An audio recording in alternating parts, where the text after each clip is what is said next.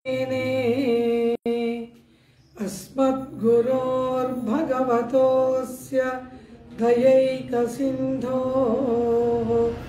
रामानुजस्य चरणौ शरणं प्रपद्ये।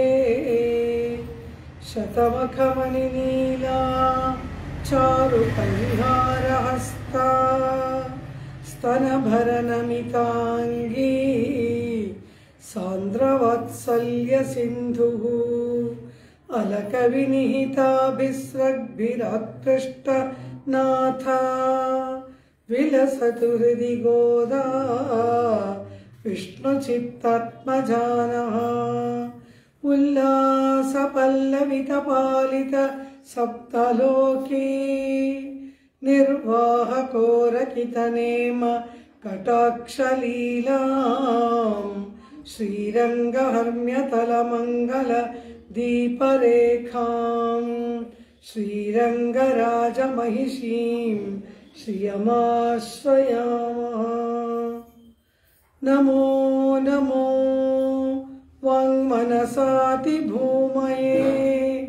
नमो नमो वाङ्मनसैकभूमये नमो नमोऽनन्त महाविभूतये नमो नमोऽनन्त दयैकसिन्धवे।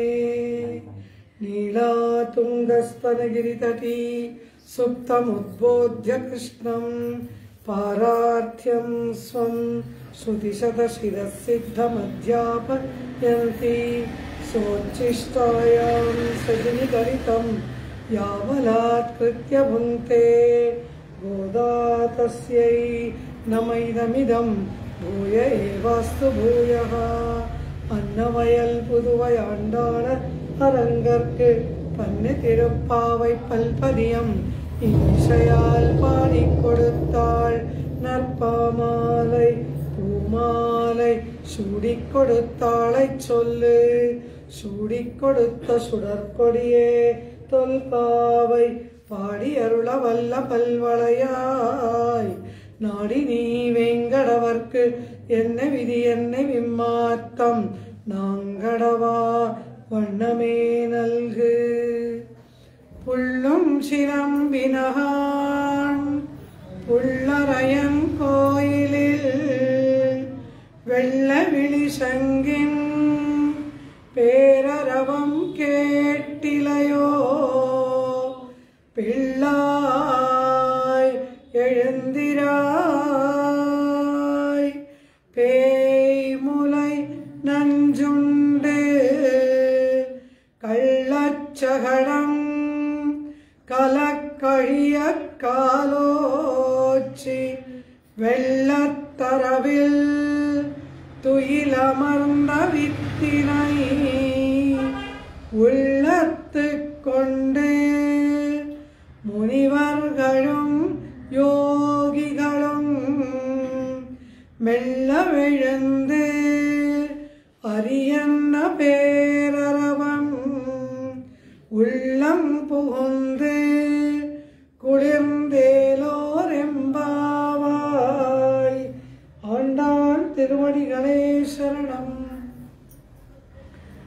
ಅಖಿಲೇ ಪ್ರತ್ಯನೀಕನಾಗಿ ಸಮಸ್ತ ಕಲ್ಯಾಣಿಕ ತಾನನಾದಂತಹ ಪರಮಾತ್ಮನನ್ನ ಆಂಡಾಳ್ ಅತ್ಯಂತ ಆಶ್ಚರ್ಯಭೂತನಾದವನು ಎಂಬುದಾಗಿ ವರ್ಣನೆ ಮಾಡುತ್ತಾ ತನ್ನನ್ನ ತನ್ನ ಪ್ರತಿಜ್ಞೆಯನ್ನ ಬಿಟ್ಟಾದರೂ ಆಶ್ರಿತರನ್ನ ರಕ್ಷಣೆ ಮಾಡತಕ್ಕಂತಹ ಶರಣ್ಯನಾದವನು ಆ ಪರಮಾತ್ಮ.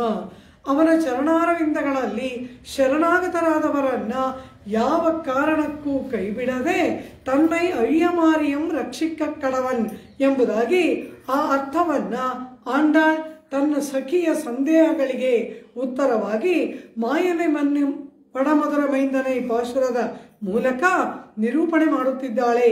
ಅದರಲ್ಲಿ ಆ ಪರಮಾತ್ಮ ಅತ್ಯಂತ ಆಶ್ಚರ್ಯಭೂತನಾಗಿ ಪರಮಪದ ಸಾಮ್ರಾಜ್ಯದಲ್ಲಿರುವ ಪರಮಾತ್ಮ ಈ ಲೋಕಕ್ಕೆ ಬಂದು ಆತ ಕ್ಷೀರಾಬ್ಧಿಗೆ ಬರ್ತಾನೆ.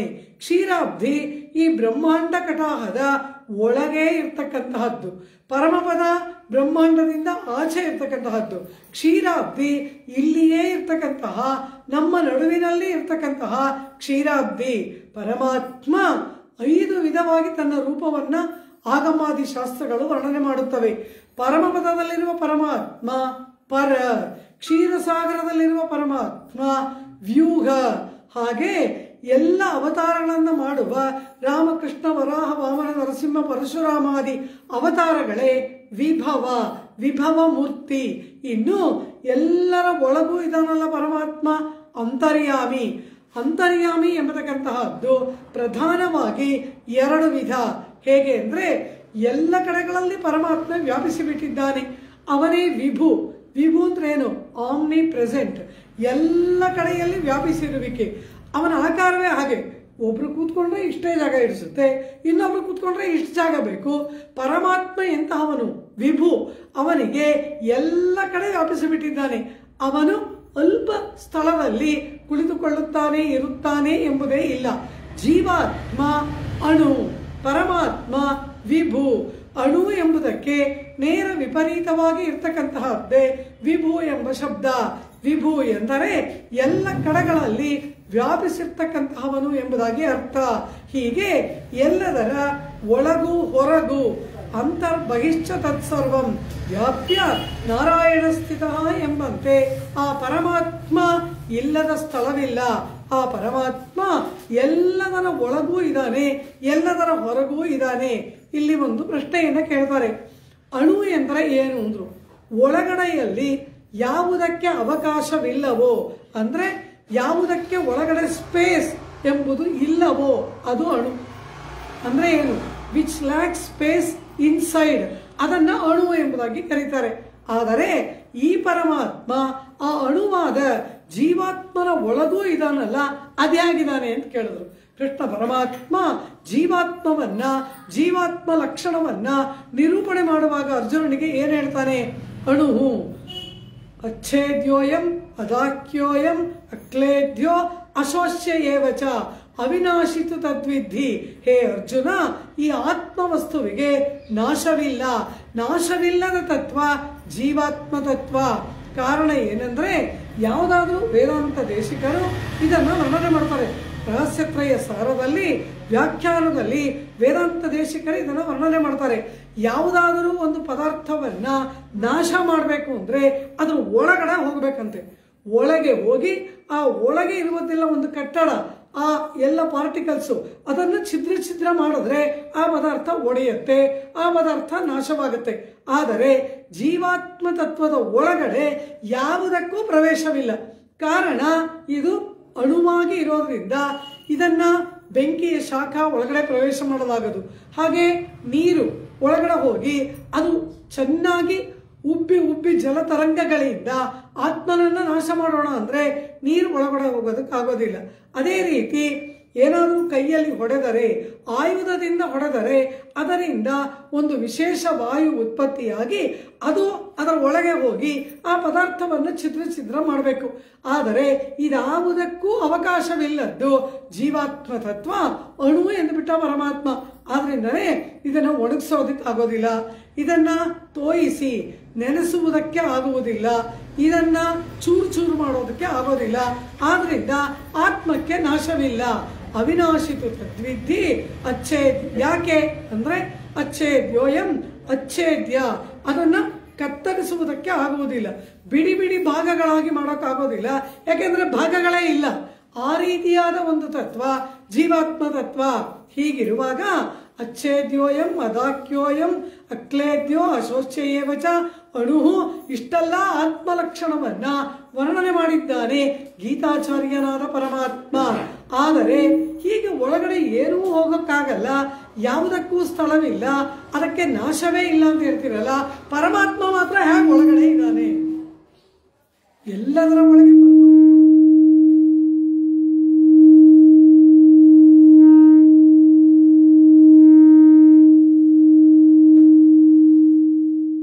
ಎಲ್ಲದರ ಒಳಗೂ ಕೂಡ ಇವರಿದ್ದಾನಲ್ಲವ. ಪೃಥ್ವೀ ಅಂತರೇ ತಿಷ್ಟನ್ನೇ ಪೃಥ್ವೀ ನವೇದ, ಮೃತ್ಯು ಅಂತರೇ ತಿಷ್ಟನ್ನೇ ಮೃತ್ಯುರ್ನವೇದ. ಅನಂತರ ಯೇ ಆತ್ಮನಿ ತಿಷ್ಠನ್ನೇ ಆತ್ಮಾನ ವೇದ ಎನ್ನುತ್ತದೆ ಉಪನಿಷತ್ತು. ಹೀಗೆ ಒಳಗಡೆ ಅವಕಾಶವೇ ಇಲ್ಲ ಎಂದ ಮೇಲೆ ಆ ಆತ್ಮದ ಒಳಗೆ ಪರಮಾತ್ಮ ಹೇಗಿದ್ದಾನೆ, ಏನೂ ಹೋಗಕ್ಕಾಗಲ್ಲ ಅಂದಮೇಲೆ ಪರಮಾತ್ಮ ಅದನ್ನ ಹೇಳ್ತಾರೆ ಅಘಟಿತ ಘಟನಾ ಸಾಮರ್ಥ್ಯ. ಯಾವುದು ಲೋಕದಲ್ಲಿ ಘಟಿಸುವುದಕ್ಕೆ ಸಾಧ್ಯವಿಲ್ಲವೋ ಅಂದರೆ that which is totally impossible ಎಂಬುದಾಗಿ ಪ್ರಪಂಚದಲ್ಲಿ ನಾವು ಏನನ್ನ ಹೇಳ್ತೇವೆಯೋ ಅದನ್ನ ಸಾಧನೆ ಮಾಡುವವನು ಪರಮಾತ್ಮ. ಎಲ್ಲ ಲೋಕವನ್ನ ಹೊಟ್ಟೆ ಒಳಗಡೆ ಇಟ್ಕೊಂಡಿದ್ದಾನೆ. ಒಳಗಡೆ ಹೋಗಿ ನೋಡಿದ್ರೆ ಎಲ್ಲ ವಿಸ್ತಾರವಾಗಿದೆ, ನೋ ಸ್ಟ್ಯಾಂಪಿಡ್. ಒಳಗಡೆ ಎಲ್ಲಿ ಅದು ನುಗ್ಗಲು ಇಲ್ಲವೇ ಇಲ್ಲ, ವಿಸ್ತಾರವಾಗಿದೆ. ಅವನು ಹೇಗಿದ್ದಾನೆ, ಇಷ್ಟು ಪುಟ್ಟ ಮಗು, ಅವನು ಹೊಟ್ಟೆ ಇಷ್ಟು, ಮಲಗಿರೋದು ಶಿರಿಕ್ಕನವನಿವನ್ ಅಂತಾರೆ ಆಳ್ವಾರ್, ಇಷ್ಟೇ ಇಷ್ಟಿದ್ದಾನೆ. ಹಾಗಿರುವ ಪರಮಾತ್ಮ ಆ ಸಮಸ್ತ ವಿಶ್ವವನ್ನ ಉದರದಲ್ಲಿ ಹೇಗಿಟ್ಕೊಂಡ ಅಂದ್ರು ಅಘಟಿತ ಘಟನಾ ಸಾಮರ್ಥ್ಯಮಿದೆ ಅಂತಾರೆ ವ್ಯಾಖ್ಯಾತ. ಅಂದರೆ ಯಾವುದು ಲೋಕದಲ್ಲಿ ಸಾಧ್ಯವೇ ಇಲ್ಲವೋ, ಘಟಿಸುವುದಕ್ಕೆ ಸಾಧ್ಯವೇ ಇಲ್ಲವೋ ಅದನ್ನ ಮಾಡುವವನು ಪರಮಾತ್ಮ. ಆದ್ದರಿಂದ ಆತ್ಮದ ಅಣುವಾದ ಆತ್ಮದ ಒಳಗೂ ಕೂಡ ಪ್ರವೇಶ ಮಾಡಿ ಆ ಆತ್ಮನನ್ನ ಈ 24 ತತ್ವಗಳಿಂದ ಆದ ಪ್ರಕೃತಿ ತತ್ವದಿಂದ ಆದ ಶರೀರದ ಒಳಗೆ ಆ ಆತ್ಮನನ್ನ ಇಟ್ಟು ಆತ್ಮನ ಜೊತೆಗೂ ಇರುವುದು ಪರಮಾತ್ಮನ ಅಂತರ್ಯಾಮಿತ್ವ. ಅಂದ್ರೆ ಏನು, ಎಲ್ಲ ಕಡೆ ವ್ಯಾಪಿಸಿರೋದು ಒಂದು ಅಂತರ್ಯಾಮಿತ್ವ, ಒಂದೊಂದು ಪದಾರ್ಥದ ಒಳಗೂ ಇರೋದು ಅದೊಂದು ಅಂತರ್ಯಾಮಿತ್ವ. ಇನ್ನೊಂದು ಒಂದು ಶರೀರ, ಒಂದು ಗಜ ಶರೀರ, ಅಶ್ವ ಶರೀರ, ಸೂಕರ ಶರೀರ, ಮನುಷ್ಯ ಶರೀರ, ಶ್ವಾನ ಶರೀರ, ಗೋವಿನ ಶರೀರ, ಹೀಗೆ ಎಷ್ಟೋ ಶರೀರಗಳಿದೆಯಲ್ಲವ. ಆ ಶರೀರದ ಒಳಗಡೆ ಆತ್ಮ ಪ್ರವೇಶ ಮಾಡುತ್ತೆ. ಆದರೆ ಆ ಆತ್ಮ ಶರೀರದಿಂದ ಹೊರಗೆ ಬರಬಾರ್ದು. ಅದರ ಕರ್ಮ ಕಳೆಯುವ ತನಕ ಆತ್ಮ ಆ ಶರೀರದ ಒಳಗೆ ಇರಬೇಕು. ಅದಕ್ಕೆ ನವರಂಧ್ರಗಳಿದೆ ನಮಗೆ, ಕಿವಿ, ಬಾಯಿ, ಮೂಗು ಎಲ್ಲ ಅನೇಕ ರಂಧ್ರಗಳು ಶರೀರದಲ್ಲಿದೆ. ಅದರಿಂದ ಆತ್ಮ ಹೊರಗೆ ಬಂದ್ಬಿಟ್ರೆ ಅಂತ ಪರಮಾತ್ಮ ಏನ್ ಮಾಡ್ತಾನೆ, ತದನುಪ್ರವಿಶತೆ ವೇದ ಹೇಳುತ್ತೆ. ಪರಮಾತ್ಮ ಶರೀರವನ್ನ ಮಾಡಿದ ಮೇಲೆ ಅದರ ಒಳಗೆ ಆತ್ಮವನ್ನು ಇಡುವಾಗ ತಾನು ಆತ್ಮವನ್ನ ಇಟ್ಟು ಅದನ್ನು ಹಿಂಬಾಲಿಸಿ ಇವನು ಅದರ ಒಳಗಡೆ ಹೋಗ್ತಾನಂತೆ. ಅನುಪ್ರವೇಶ, ಆತ್ಮನನ್ನ ಒಳಗೆ ಇಟ್ಟು ಅದನ್ನು ಅನುಸರಿಸಿ ಇವನು ಒಳಗೆ ಹೋಗಿ ಹೃದಯ ಪ್ರದೇಶದಲ್ಲಿ ಆ ಆತ್ಮನೊಡನೆ ಇವನು ಇರ್ತಾನಂತೆ. ಅದೊಂದು ಅಂತರ್ಯಾಮಿತ್ವ. ಅದನ್ನು ಏನಂತ ಕರೀತಾರೆ, ಹಾರ್ದ ಅಂತ ಕರೀತಾರೆ. ಹೃದಯದಲ್ಲಿ ಇರುವವನು ಹಾರ್ದ. ಎಲ್ಲ ಕಡೆಗಳಲ್ಲಿ ವ್ಯಾಪಿಸಿರುವುದು ಅವನ ವ್ಯಾಪ್ತಿಗೆ ಅನುಸಾರವಾದ ಅಂತರ್ಯಾಮಿತ್ವ. ಹೀಗೆ ಆ ಅಂತರ್ಯಾಮಿ ಎಲ್ಲ ಕಡೆ ವ್ಯಾಪಿಸಿರುವ ಅಂತರ್ಯಾಮಿತ್ವ ಒಂದು. ಪ್ರತಿಯೊಂದು ಶರೀರದಲ್ಲಿ, ಶರೀರದ ಒಳಗಡೆಯಲ್ಲಿ ಆ ಆತ್ಮನ ಬೈಂಡಿಂಗ್ ಕ್ಯಾಟಲಿಸ್ಟ್. ಆ ಆತ್ಮ ಶರೀರದ ಒಳಗೆ ಇರಬೇಕು, ಹೊರಗೆ ಬರಬಾರ್ದು. ಅದಕ್ಕಾಗಿ ಹೃದಯ ಪ್ರದೇಶದಲ್ಲಿ ಪರಮಾತ್ಮ ಆತ್ಮನ ಪಕ್ಕದಲ್ಲಿ ಕೂತ್ಕೊಂಡಿದ್ದಾನೆ. ಅದೊಂದು ಅಂತರ್ಯಾಮಿತ್ವ, ಹಾರ್ದ. ಹೀಗೆ ಪರಮಪದದಲ್ಲಿರುವುದು ಪರರೂಪ, ಕ್ಷೀರಾಬ್ಧಿಯಲ್ಲಿರುವುದು ವ್ಯೂಹ.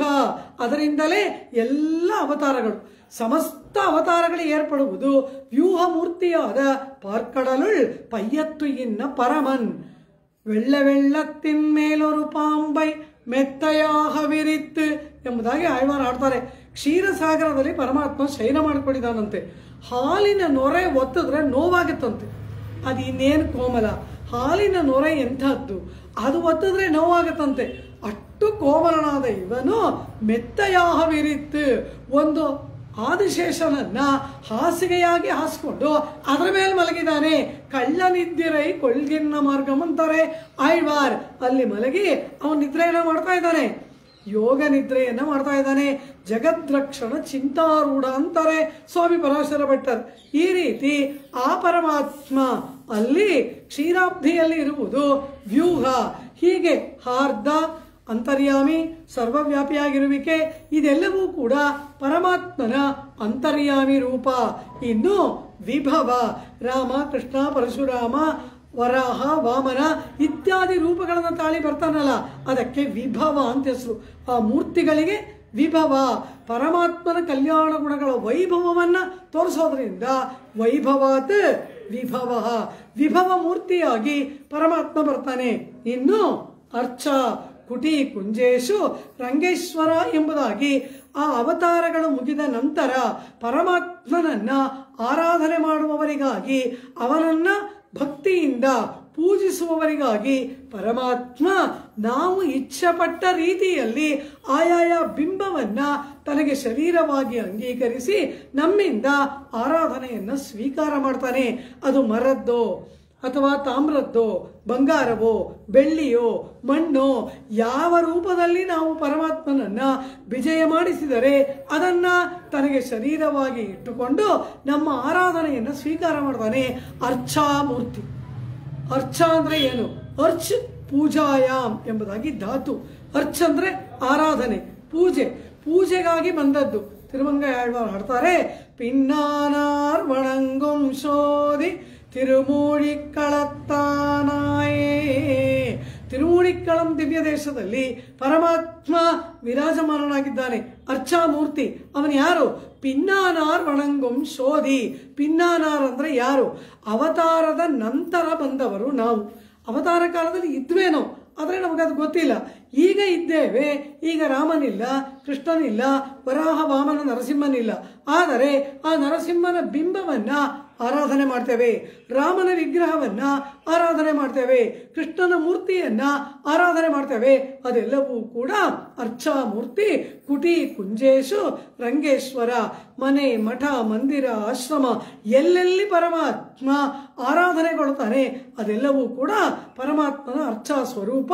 ಪರ, ವ್ಯೂಹ, ವಿಭವ, ಅಂತರ್ಯಾಮಿ, ಅರ್ಚ ಎಂಬುದಾಗಿ 5 ರೂಪಗಳು.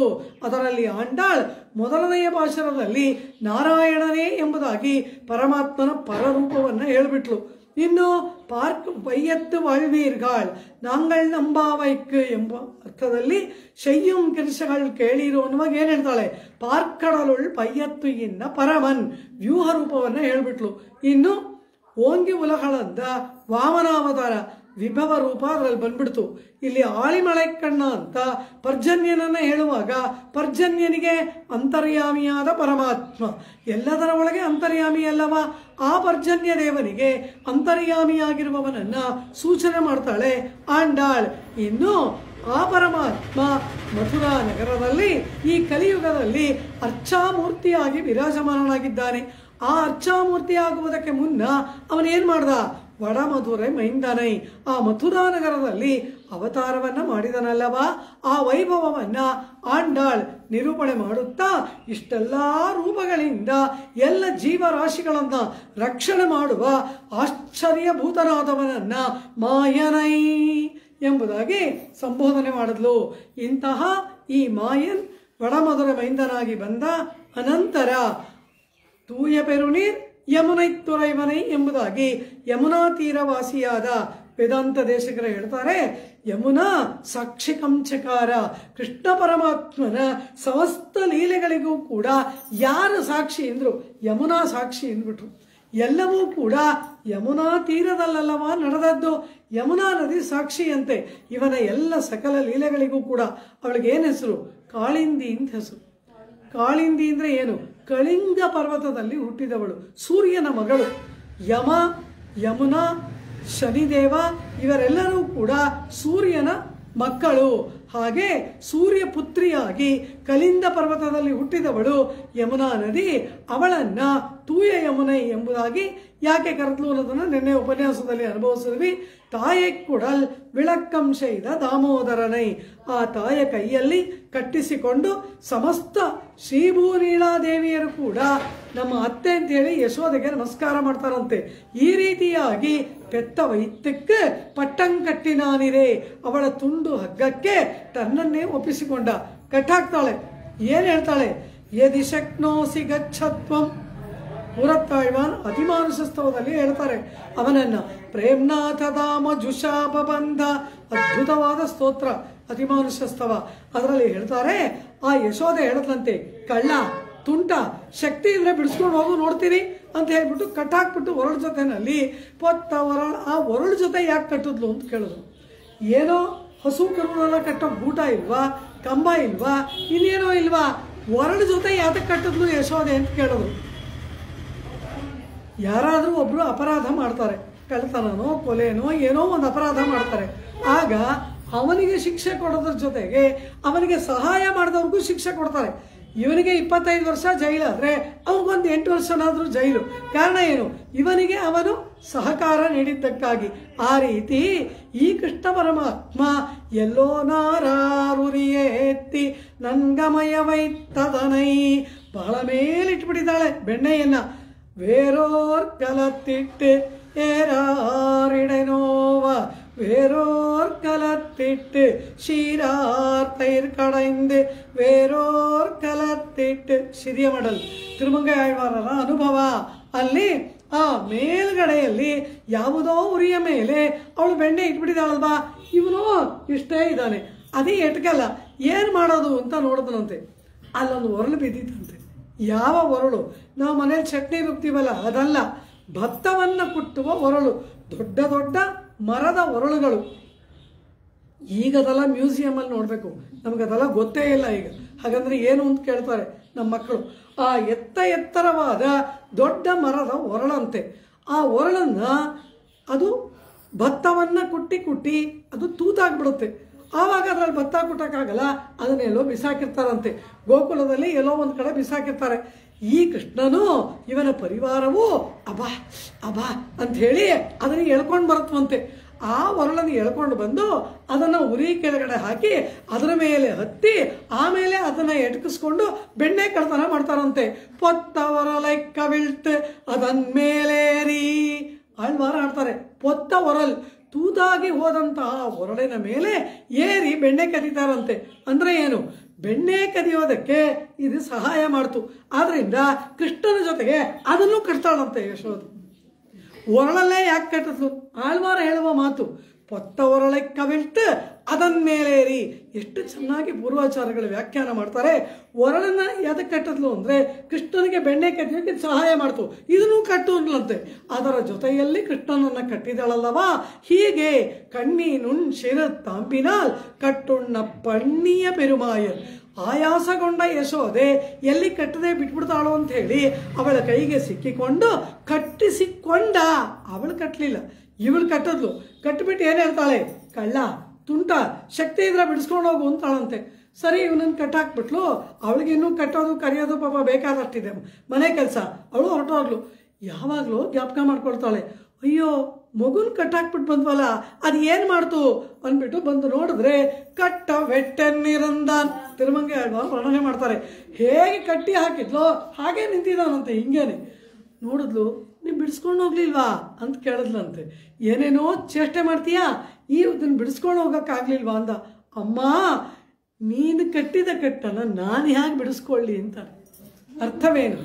ಯಾವುದರಿಂದ ಕಟ್ಟಿದಾಳೆ? ಪ್ರೇಮ್ನಾಥ ಧಾಮ ಜುಷಾಬ ಬಂಧ ವಾತ್ಸಲ್ಯವೆಂಬ ಹಗ್ಗದಿಂದ ಕಟ್ಟಿದಾಳಲ್ಲವ. ಸಾಧಾರಣವಾದ ಹಗ್ಗದಿಂದ ಕಟ್ಟಿದ್ರೆ ಬಿಡಿಸ್ಕೋಬೋದಾಗಿತ್ತು.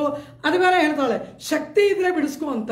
ತಾಯ ಪ್ರೇಮದಿಂದ ಬಿಡಿಸಿಕೊಳ್ಳುವ ಶಕ್ತಿ ನನಗಿಲ್ಲ ಅಂತಾನೆ ಕೃಷ್ಣ ಪರಮಾತ್ಮ. ಆ ರೀತಿ ಆ ತಾಯ ಮಾತಿಗೆ ಕಟ್ಟು ಬಿದ್ದು ತಾಯಿಗೆ ವಶನಾಗಿ ಸಮಸ್ತ ಸರ್ವಜ್ಞ ಸರ್ವಶಕ್ತ ಸಮಸ್ತ ಜಗತ್ತಿಗೆ ಅಧಿಪತಿಯಾಗಿ ಸರ್ವಾಂತರ್ಯಾಮಿಯಾದ ಪರಮಾತ್ಮ ಒಂದು ಯಾವುದೋ ತೂತಾದ ಒರಳಿನ ಜೊತೆಯಲ್ಲಿ ತಾಯಿ ಕಟ್ಟಿದ ತುಂಡು ಹಗ್ಗಕ್ಕೆ ವಶನಾಗಿ ಇದ್ದನಲ್ಲ. ಇದನ್ನ ಲೋಕವೆಲ್ಲ ಕೊಂಡಾಡುತ್ತೆ. ಎಂಥ ಮಾತೆ ಯಶೋದೆ, ಎಂಥ ಮಾತೆ ಇವಳು. ಕೊಂಡಾಡ್ತಾರಂತೆ. ಇವಳಿಗೆ ಕೃಷ್ಣನನ್ನು ನೋಡಿ ಹೇಳ್ತಾರಂತೆ, ಯಶೋದೆಯನ್ನು ನೋಡಿ ಇವಳು ನೋಡಿದ್ರೆ ಇಷ್ಟೊಂದು ಸಾಧು, ಆ ನಂದಗೋಪ ನೋಡಿದ್ರೆ ಅಷ್ಟೊಂದು ಸಾಧು. ಈ ಮಹಾತುಂಟ ಎಲ್ಲಿಂದ ಹುಟ್ಟದ ಇವರಿಗೆ? ದತ್ತಕೊಂಡಾಳ್ಕೊಲೋ ತಾನೇ ಪೆತ್ತಾಳ್ಕೊಲೋ. ಇವಳು ತಾನೇ ಪ್ರಸವಿಸಿದ್ಲ, ಇಲ್ಲ ಏನಾದರೂ ದತ್ತು ತಗೊಂಡ್ಬಿಟ್ಲ ಅಂತ. ಯಶೋದೆಗೆ ಬಹಳ ಕೋಪವಂತೆ ಹೀಗೆಲ್ಲ ಮಾತಾಡೋದು ಕೇಳಿ. ಕೃಷ್ಣನ್ ಚೆನ್ನಾಗಿ ಅಲಂಕಾರ ಮಾಡಿಬಿಟ್ಟು ಸೊಂಟದಲ್ಲಿ ಎತ್ಕೊಂಡು ಗೋಕುಲದಲ್ಲೆಲ್ಲ ಒಂದು ಸುತ್ತು ಬರ್ತಾಳಂತೆ. ನೋಡಿ ನನ್ನ ಮಗ ನಾನು ಹೆತ್ತು ಮಗ ಅಂತ ತೋರಿಸ್ತಾಳಂತೆ. ಹಾಗೆ ತೋರಿಸ್ತಾ ಏನು ಹೇಳ್ತಾಳಂತೆ? ஞாலத்து புத்திரனை பெத்தார் நங்கவீர் ನಾನೇ ಮತ್ತಾರುವಿಲ್ಲೈ. ನಾನೇ ಇವನನ್ನು ಎತ್ತಿದ್ದು, ಇನ್ಯಾರೂ ಅಲ್ಲ ಅಂತ ಊರಲ್ಲಿ ತೋರಿಸ್ಕೊಂಡ್ಬರ್ತಾಳಂತೆ. ಆಗ ಎಲ್ಲ ಯಶೋದೆಯ ಭಾಗ್ಯವನ್ನು ಕೊಂಡಾಡ್ತಾರಂತೆ. ಹೀಗೆ ಲೋಕದವರು ಕೊಂಡಾಡುವಂತಹ ಭಾಗ್ಯವನ್ನ ತಾಯಿಗೆ ಕೊಟ್ಟ ತಾಯೈ ಕುಡಲ್ ವಿಳಕ್ಕಂ ಶೈದ ದಾಮೋದರನೈ ದಾಮೋದರ ಅಂದರೆ ಹಗ್ಗದ ಗುರುತನ್ನು ಹೊಟ್ಟೆಯಲ್ಲಿ ಉಳ್ಳವನು. ಇವತ್ತಿಗೂ ಶ್ರೀರಂಗದಲ್ಲಿ ನಂಬೆರುಮಾಳ್ ಆ ಪರಮಾತ್ಮ ಉತ್ಸವ ಮೂರ್ತಿಗೆ ಅಭಿಷೇಕವನ್ನು ಮಾಡಿ ವಸ್ತ್ರವನ್ನು ಬದಲಾಯಿಸಬೇಕಾದ್ರೆ ಒಂದು ಬಟ್ಟೆ ಸುತ್ತಬಿಟ್ಟು ಆಮೇಲೆ ಆ ಒಳಗೆ ಇರೋ ವಸ್ತ್ರ ತೆಗಿತಾರಂತೆ.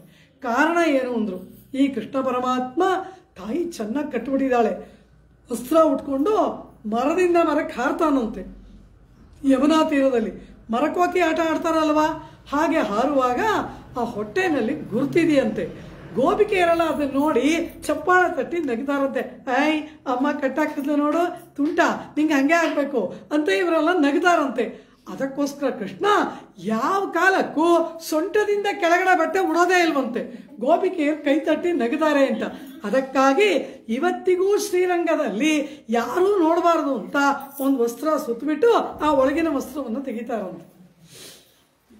ಏನೆಲ್ಲ ಪರಮಾತ್ಮನ ಲೀಲೆಗಳು, ಅನುಭವಗಳು. ಆ ರೀತಿ ಆ ತಾಯ ಕಟ್ಟಿದ ಒಂದು ಧಾಮಕ್ಕೆ ಉದರವನ್ನು ಒಡ್ಡಿ ಈ ಪರಮಾತ್ಮ ಅವಳಿಗೆ ವಶನಾಗಿ ಅವಳಿಗೆ ಕೀರ್ತಿಯನ್ನು ತಂದುಕೊಟ್ಟ. ಈ ರೀತಿಯಾಗಿ ಇದನ್ನಲ್ಲ ಅಮ್ಮ ಗೋದೆ, ನೀನೇನೋ ಹೇಳಿದೆ ತಾಯಿ ಕಟ್ಟಿದ ಹಗ್ಗಕ್ಕೆ ವಶನಾಗಬಹುದು, ಆದರೆ ನಮ್ಮ ಪ್ರೀತಿಗೆ ವಶನಾಗಿ ಅವನು ಬರ್ತಾನ, ನಾವು ಕರೆದ್ರೆ ಬರ್ತಾನ. ನೀನೇನೋ ದೊಡ್ಡದಾಗಿ ಕೃಷ್ಣಾನುಭವ ಅಂತ ಕರೆದ್ಬಿಟ್ಟೆ, ನಾವು ಬಂದ್ಬಿಟ್ವಿ. ವ್ಯಾಖ್ಯಾತ ಬಹಳ ಚೆನ್ನಾಗಿ ಹೇಳ್ತಾರೆ, ನಾಂಗಳ್ ಎಲೆ ಎಗಲ ಪಡುತ್ತೀನೋ, ಏನೋ ಭೂರಿ ಭೋಜನ ಮಾಡ್ತೀನಿ ಅಂತ ಇಷ್ಟು ದೊಡ್ಡ ಎಲೆ ಹಾಕೊಂಡು ಕೂತ್ಕೊಂಡ್ಬಿಟ್ಟಿದ್ದೀವಿ, ಅಲ್ಲಿ ಭೋಜನವೇ ಇಲ್ಲ. ಹಾಗಾಗಬಾರ್ದಲ್ಲವ, ಕೃಷ್ಣ ನಮಗೆ ಸಿಗ್ತಾನ ಎಂಬುದಾಗಿ ಕೇಳಿದಾಗ ಅಮ್ಮ ಅವನು ಕೇವಲ ಆಯರ್ ಕುಲತ್ತಿನಿಲ್ ತೋನ್ನಂ ಅಣಿವಿಳಕ್ಕೆ, ನಮ್ಮಂತಹ ಪಾಮರರ ಜೊತೆಗೂ ಇರಬೇಕು ಎಂಬುದಕ್ಕಾಗಿ ಅತ್ಯಂತ ಸಾಮಾನ್ಯರಾದವರ ಕುಲದಲ್ಲಿ ತಾನಾಗಿ ಬಂದು ಹುಟ್ಟಿ ತನ್ನ ಸಮಸ್ತ ಕಲ್ಯಾಣ ಗುಣಗಳನ್ನು ತೋನ್ನಂ ಪ್ರಕಾಶಪಡಿಸಿದಂತಹ ದೀಪ ಅವನು ಎಂಬುದಾಗಿ ಕೊಂಡಾಡ್ತಾಳೆ. ಇಂತಹ ಈ ಪರಮಾತ್ಮನನ್ನ ನಾವು ಏನು ಮಾಡಬೇಕು, ನಮಗವನು ಸಿಗಬೇಕಲ್ವಾ ಅನ್ಲು. ನೀವು ಏನೂ ಮಾಡಬೇಡಿ, ಅವನನ್ನು ಪಡಿಬೇಕು ಅನ್ನೋ ಇಷ್ಟ ಇದ್ದರೆ ಸಾಕು. ಆ ಇಷ್ಟ ಅಧಿಕವಾದಾಗ ಅವನಿಗೆ ಏನಾದರೂ ಒಂದು ಮಾಡಬೇಕು ಅನಿಸುತ್ತೆ. ಪರಮಾತ್ಮನಿಗೆ ಏನಾದರೂ ಒಂದು ಮಾಡಬೇಕು. ನಮಗೆ ಯಾರಾದರೂ ತುಂಬ ಪ್ರೀತಿ ಆದರೆ ಅವ್ರಿಗೇನಾದರೂ ಕೊಡೋಣ, ಒಂದು ಸ್ವಲ್ಪ ಏನಾದರೂ ಕೊಡೀರಿ, ಒಂದು ಸ್ವಲ್ಪ ಹೊತ್ತು ಕೂತ್ಕೊಳ್ಳಿ, ಏನು ಕೊಡೋದು ನಿಮಗೆ ಅಂತ ನಾವು ಕೇಳ್ತೀವಿ. ಕಾರಣ ಏನು? ಅವರ ಮೇಲಿನ ಪ್ರೇಮ. ಹಾಗೆ ಕೃಷ್ಣನ ಮೇಲಿನ ಪ್ರೇಮ ಉಕ್ಕೇರಿ ಅಧಿಕವಾಗಿ ಬಿಟ್ಟಾಗ ಏನು ಮಾಡಬೇಕು ಅಂತ ತೋಚಲ್ಲ ಅಲ್ವಾ? ಹಾಗೇನು ಮಾಡೋದು? ವಾಯಿನಾಲ್ ಪಾಡಿ ಮನತ್ತಿನಾಲ್ ಶಿಂದಿಕ್ಕ ತೂಯೋಮಾಯ್ ವಂದೆ ತೂ ಮಲರ್ ತೂವಿ ತೊಜುದು ವಾಯಿನಾಲ್ ಪಾಡಿ ಮನತ್ತಿನಾಲ್ ಶಿಂದಿಕ್ಕ. ಏನಾದರೂ ಮಾಡಬೇಕು ಅನ್ಸುತ್ತಲ್ವಾ? ತೂಯೋಮಾಯ್ ವಂದೆ, ತೂಯ್ಮೈ ಪರಿಶುದ್ಧರಾಗಿ ಬಂದು ಅಂತ ಹೇಳ್ತಾಳೆ. ತೂ ಮಲರ್ ಪರಿಶುದ್ಧವಾದ ಪುಷ್ಪವನ್ನು ಸಮರ್ಪಿಸಿ ಅಂತಾಳೆ. ತೂಯೋಮಾಯ್ ಬಂದಂದ್ರೆ ಏನು? ಒಂದು 100 ಸಾರಿ ಕಲ್ಯಾಣಿಲಿ ಮುಳುಗಿಟ್ಬಿಟ್ಟು ಬನ್ನಿ ಅಂತ ಅರ್ಥವಾ? ಅಥವಾ ಗಂಗೆಯಲ್ಲಿ ಹೋಗಿ ಸ್ನಾನ ಮಾಡಿ ಅಂತ ಅರ್ಥವಾ? ಗಂಗೆಯಲ್ಲಿ ಹೋಗಿ ಸ್ನಾನ ಮಾಡಿದ್ರು ಪವಿತ್ರೋವ ಹೇಳಲೇಬೇಕು. ಪರಮಾತ್ಮನ ಸ್ಮರಣೆ ಇಲ್ಲದೆ ಯಾವ ವಿಧವಾದ ಶುದ್ಧಿಯೂ ಇಲ್ಲವೇ ಇಲ್ಲ. ಒಂದು ಯಾಗವೋ ಯಜ್ಞವೋ ಮಾಡ್ತಾರೆ, ಅದರಲ್ಲಿ ಏನೋ ಒಂದು ಲೋಪ ಏರ್ಪಡುತ್ತೆ, ಆ ಲೋಪಕ್ಕೊಂದು ಪ್ರಾಯಶ್ಚಿತ್ತ, ಆ ಪ್ರಾಯಶ್ಚಿತ್ತ ಮಾಡುವಾಗ ಆ ಪ್ರಾಯಶ್ಚಿತ್ತದಲ್ಲಿ ಒಂದು ತಪ್ಪು, ಅದಕ್ಕೊಂದು ಹೀಗೆ ಎಷ್ಟು ಪ್ರಾಯಶ್ಚಿತ್ತ ಮಾಡ್ತೀರಾ? ಅದಕ್ಕೆ ಶಾಸ್ತ್ರ ಏನು ಹೇಳ್ತು? ಯಾವುದಾದ್ರೂ ಒಂದು ಕಾರ್ಯವನ್ನು ಮಾಡಿದ್ರೆ ಅದರಲ್ಲಿ ಲೋಪದೋಷಗಳು ಏರ್ಪಡುತ್ತೆ. ಅದಕ್ಕೋಸ್ಕರ ಪ್ರಾಯಶ್ಚಿತ್ತ ಏನು? ಪ್ರಾಯಶ್ಚಿತ್ತಂ ಕೃಷ್ಣಾನುಸ್ಮರಣಂ ಪರಂ. ಕೃಷ್ಣನನ್ನು ಸ್ಮರಣೆ ಮಾಡಬೇಡಿ, ಅದೇ ಪ್ರಾಯಶ್ಚಿತ್ತ ಅಂದ್ಬಿಟ್ರು. ಹೀಗೆ ಆ ತೂಯೋಮಾಯ್ ಒಂದು ಅಂದರೆ ಎಂದ ತೂಯ್ಮೈ, ಯಾವುದು ಪಾರಿಶುದ್ಧ, ಯಾವುದು ಪವಿತ್ರತೆ ಅಂತ ಕೇಳಿದ್ರೆ ಪರಮಾತ್ಮನ ಹೊರತಾಗಿ ಮತ್ತಾವುದನ್ನೂ ಸಾಧನವಾಗಿ ಬಯಸದೆ ಪರಮಾತ್ಮನ ಚರಣಾರವಿಂದಗಳಲ್ಲಿ ಆತ್ಮ ಸಮರ್ಪಣೆ ಮಾಡಿದ ಮೇಲೆ ಅವನೇ ಸಾಧನ, ಅವನೇ ಪುರುಷಾರ್ಥ, ಅವನೇ ಉಪಾಯ, ಅವನೇ ಉಪೇಯ, ಅವನೇ ಪ್ರಾಪಕ, ಅವನೇ ಪ್ರಾಪ್ಯ, ಅವನೇ ಮಾರ್ಗ, ಅವನೇ ಫಲವಾಗಿ ಇರುವವನು. ಈ ರೀತಿ ನಾವು ಬೇರೆ ಸಾಧನವನ್ನು ಅರಿತವರಲ್ಲ. ನಮ್ಮ ಕರ್ಮಯೋಗವೋ ಜ್ಞಾನಯೋಗವೋ ಭಕ್ತಿಯೋಗವೋ ನಮಗೇನೂ ತಿಳಿದಿಲ್ಲ. ಪರಮಾತ್ಮ ನೋತ್ತನೋನ್ಬಿಲೇನ್ நுண் அறிவிலேன் ஆகிலும் இனி உன்னை விட்டு ஒன்னும் ஆத்தக்கிற்கின்னிலேன் அரவினணையம்மானே சேத்தத்தாமரை சன்னலೂಡು ಮಲರ್ ಶ್ರೀವರ ಮಂಗಲ ನಹರುರೈ ಎಂಬುದಾಗಿ ವಾನಮಾಮಲೆಯಲ್ಲಿರುವ ಪರಮಾತ್ಮನನ್ನು ನೋಡಿ ನಮ್ಮ ಆಳ್ವಾರ್ ಶರಣಾಗತಿಯನ್ನು ಮಾಡ್ತಾರೆ.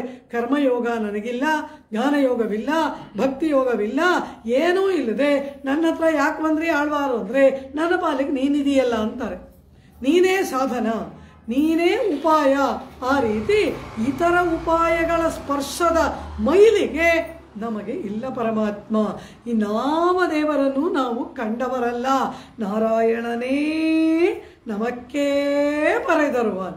ನಿನ್ನ ಹೊರತಾಗಿ ನಾವು ಮತ್ತೊಂದನ್ನು ಕಂಡವರಲ್ಲ. ಆದ್ದರಿಂದ ಇತರ ದೇವತೆಗಳ ಆರಾಧನೆಯ ಮೈಲಿಗೆ ನಮಗಿಲ್ಲ. ನಾವು ಶುದ್ಧರು. ತೂಯೋಮಾಯಿ ಬಂದು ತೂಮಲರ್, ಪರಮ ಪರಿಶುದ್ಧವಾದ ಪುಷ್ಪವನ್ನು ಸಮರ್ಪಿಸಿ ಅಂತಾಳೆ. ಪುಷ್ಪದಲ್ಲಿ ಪವಿತ್ರವಾದ ಪುಷ್ಪ ಅಂದರೆ ಯಾವುದು, ಅಪವಿತ್ರವಾದ ಪುಷ್ಪ ಅಂತ ಒಂದಿದೆಯಾ? ಯಾವುದು ಅಂದರು? ಪರಮಾತ್ಮನಿಗೆ ಯಾವ ಪುಷ್ಪವನ್ನು ಬೇಕಾದರೂ ಸಮರ್ಪಣೆ ಮಾಡ್ಬೋದು. ಪರಮಾತ್ಮ ಹೇಳ್ಬಿಟ್ಟಿದ್ದಾನೆ, ಇಟ್ಟದೈಕೊಂಡು ಉಹಕ್ಕೂಡಿಯವನ್ ಯಾನ್ ಎಂಬುದಾಗಿ ಹೇಳ್ತಾನೆ. ಪತ್ರಂ ಪುಷ್ಪಂ ಫಲಂ ತೋಯಂ ಯೋಮೆ ಭಕ್ತ್ಯಾ ಪ್ರಯಚ್ಛತಿಯಿಂದ. ಅದು ಹೂವು ಏನಾದರೂ ಕೊಡು. ತೋಯಂ ತೀರ್ಥ, ಫಲ ಹಣ್ಣು, ಪತ್ರ ಎಲೆ, ಪುಷ್ಪಂ ಹೂವು. ವ್ಯಾಖ್ಯಾನ ಮಾಡ್ತಾರೆ ಸ್ವಾಮಿ ನಾಯನಾರ್. ಎಲ್ಲ ಮಶ್ನಾಮೀರೆ ವ್ಯಾಖ್ಯಾನ ಮಾಡಿದ್ರು. ಹಾಗಾದರೆ ಏನು? ನೀರನ್ನು ಕುಡಿಬೇಕು, ಎಲೆಯನ್ನು ಪಾಕ ಮಾಡಿ ತಿನ್ನಬೇಕು, ಹೂವನ್ನು ಮುಡಿಬೇಕು, ಹಣ್ಣನ್ನು ತಿನ್ನಬೇಕು. ಪರಮಾತ್ಮ ಎಲ್ಲ ತಿಂತೀನಿ ಅಂದ್ಬಿಟ್ಟ. ತದುಪಹೃತಂ ಅಶ್ನಾಮಿ ಪ್ರಯತಾತ್ಮನ ಅಂತಾನೆ ಗೀತೆಯಲ್ಲಿ. ಇದೆಲ್ಲ ತಿನ್ನೋದು ಯಾವುದು, ಮುಡಿಯೋದು ಯಾವುದು, ಕುಡಿಯೋದು ಯಾವುದು, ಅದೆಲ್ಲ ನಿನಗೆ ಗೊತ್ತಿಲ್ವಾ ಅಂದ. ಪರಮಾತ್ಮ ಭಕ್ತಿಯಿಂದ ಕೊಡ್ತಾ ಇದ್ದಾನಲ್ಲ, ಆ ಭಕ್ತನ ಮನಸ್ಸನ್ನು ನೋಡ್ತಾ ಇರುವಾಗ ಕುಡಿಯೋದು ಯಾವುದು, ತಿನ್ನೋದು ಯಾವುದು, ಮುಡಿಯೋದು ಯಾವುದು ಎಲ್ಲ ಮರ್ತೋಗುತ್ತಂತೆ, ಎಲ್ಲ ತಿನ್ಬಿಡ್ತಾನಂತೆ. ತದುಪಹೃತಂ ಭಕ್ತ್ಯಾ ಅನ್ನೊಂದು ಶಬ್ದ ಇದೆ. ಆ ರೀತಿಯಾಗಿ ಪರಮಾತ್ಮ ಯಾವ ಪುಷ್ಪವನ್ನು ಕೊಟ್ಟರೂ ಕೂಡ ಪರಮಾತ್ಮ ಸ್ವೀಕಾರ ಮಾಡ್ತಾನೆ. ಆದರೆ ಒಂದು ಹೇಳ್ತಾನಂತೆ, ಏನು? ನ ಕಂಟಕಾರಿ ಪುಷ್ಪಂ ಸಮರ್ಪಯೇತ್, ಮುಳ್ಳಿರುವ ಪುಷ್ಪವನ್ನು ಸಮರ್ಪಣೆ ಮಾಡಬಾರ್ದು ಅಂತ ಹೇಳ್ತಾನಂತೆ. ಕಾರಣ ಏನು ಅಂದರು, ಅವನಿಗೆ ಬೇಡ ಅಂತಲ್ಲ, ಅದನ್ನು ಕೊಯ್ಯುವಾಗ ಭಕ್ತನ ಕೈಗೆ ಚುಚ್ಚಿ ನೋವಾಗಬಾರ್ದು ಅಂತ. ಇದು ಪರಮಾತ್ಮನ ಕರುಣೆ. ತನಗೆ ಪುಷ್ಪವನ್ನು ಸಮರ್ಪಿಸುವಾಗ ಆ ಹೂವನ್ನು ಕೊಯ್ಯುವ ಭಕ್ತನಿಗೆ ಚುಚ್ಚಿಬಿಟ್ರೆ ಅದಕ್ಕೆ ಮುಳ್ಳಿರುವ ಪುಷ್ಪ ಬೇಡ ಅಂತಾನಂತೆ. ಹೀಗೆ ಆ ಪರಮಾತ್ಮ ಯಾವ ಪುಷ್ಪವನ್ನಾದರೂ ಸ್ವೀಕಾರ ಮಾಡ್ತಾನಲ್ಲ. ತೂಮಲರ್ ಅಂದರೆ ಏನು ಅಂದರು? ಪ್ರಯೋಜನಾಂತರತ್ತೈ ಅಪೇಕ್ಷಿಕ್ಕಾಮಲ್ಲಿಟ್ಟ ಮಲರಿರೇ ತೂಮಲರ್.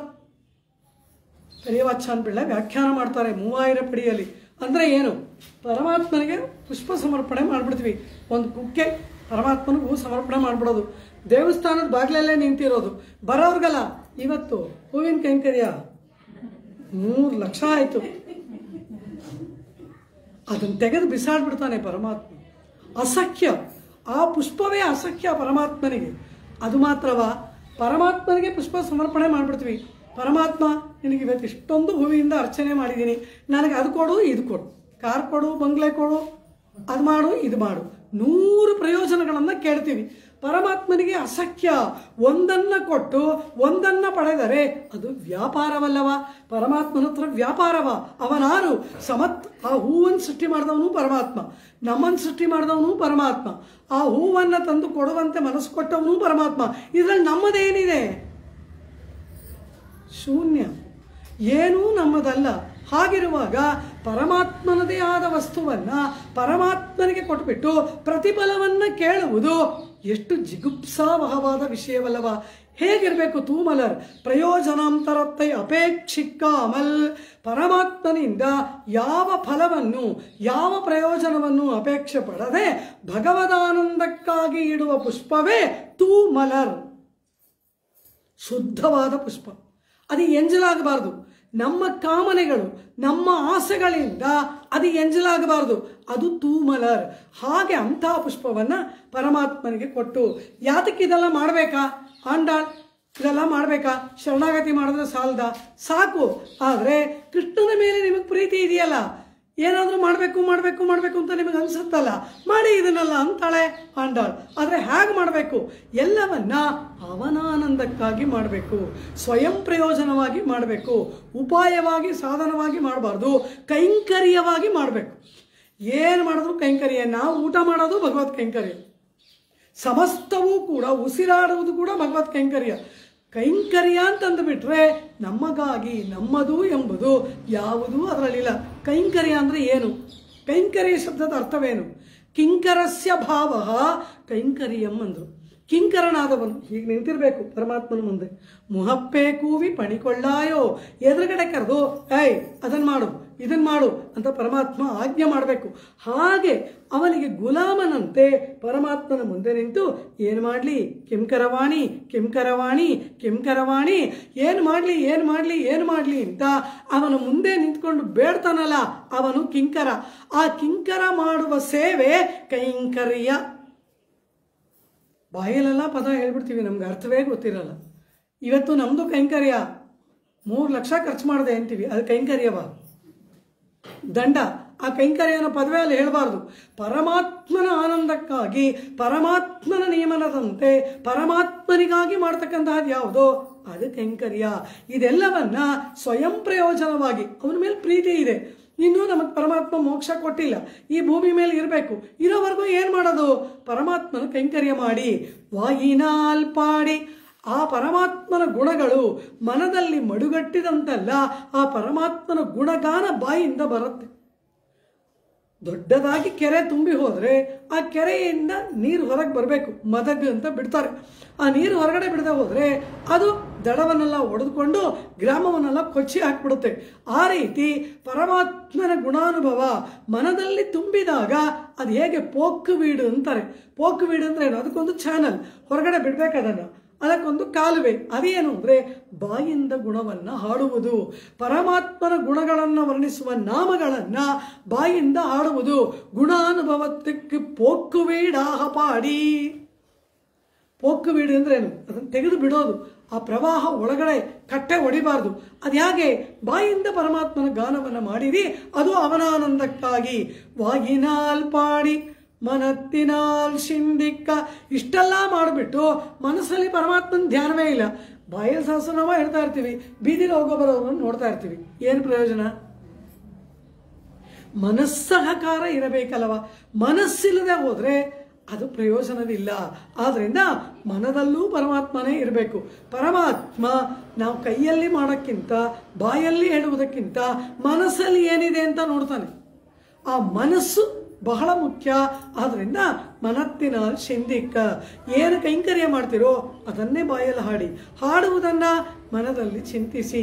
ಅಂದರೆ ಮನಸ್ಸು, ಕಾಯ ವಾಚ, ಕಾಯೇನ ವಾಚ ಮನಸ, ತ್ರಿಕರಣಗಳು ಕೂಡ ಒಟ್ಟಾಗಿ ಕೂಡಿ ಪರಮಾತ್ಮನ ಆನಂದಕ್ಕಾಗಿ ಕೈಂಕರ್ಯವನ್ನು ಮಾಡಬೇಕು ಎಂಬುದನ್ನು ಇಲ್ಲಿ ಹೇಳ್ತಾಳೆ. ಕಾರಣ ಪರಮಾತ್ಮ ನಮಗೆ ಸಿಕ್ಕಿಲ್ಲ, ಅವನ ಮೇಲೂ ಅಪಾರವಾದ ಪ್ರೇಮ, ಏನೂ ಮಾಡದೆ ಇರಕ್ಕಾಗಲ್ಲ. ಏನು ಮಾಡೋದು? ಮಾಡಿ ಅವನ ಕೈಂಕರ್ಯವನ್ನ ಅಂತಾಳೆ ಆಂಡಾಳ್. ಈ ರೀತಿ ತಾಯೇ ಕುಡಲ್ ವಿಳಕ್ಕಂ செய்த தாமோதரனை தூயோமாய் வந்தினாம் தூமலர் ತೂವಿ, ಹಿಂಗೆ ಹಾಕಿ ಇಂದ್ಲು. ಏನು ಸಮರ್ಪಣೆ ಮಾಡಿ ಅಂತ ಕೂಡ ಹೇಳಿದ. ನೀನು ಹಾಗೆ ಹಾಕಿದ್ರು ಕೂಡ ಪರಮಾತ್ಮ ಎಷ್ಟಾದರೂ ಹಾಕದ್ನಲ್ಲ ಅಂತಾನಂತೆ. ತೂ ಮಲರ್ ತೂವಿ வாயினால் பாடி மனத்தினால் சிந்திக்க போய பிழையும் புகுதருவான் ನಿಂದನவும் ತೀಯನಿಲ್ ತೂಷಾಹುಂ. ಇದನ್ನು ನೀವು ಕೈಂಕರ್ಯ ರೂಪವಾಗಿ ಮಾಡಿ, ಪರಮಾತ್ಮನನ್ನು ಏನು ಕೇಳಬೇಡಿ. ಆದರೆ ಏನನ್ನ ಕೊಡಬೇಕೋ ಅದನ್ನು ಪರಮಾತ್ಮ ಕೊಡ್ತಾನೆ. ಅವನಿಗೆ ಗೊತ್ತು ಏನು ಕೊಡಬೇಕು ಅಂತ.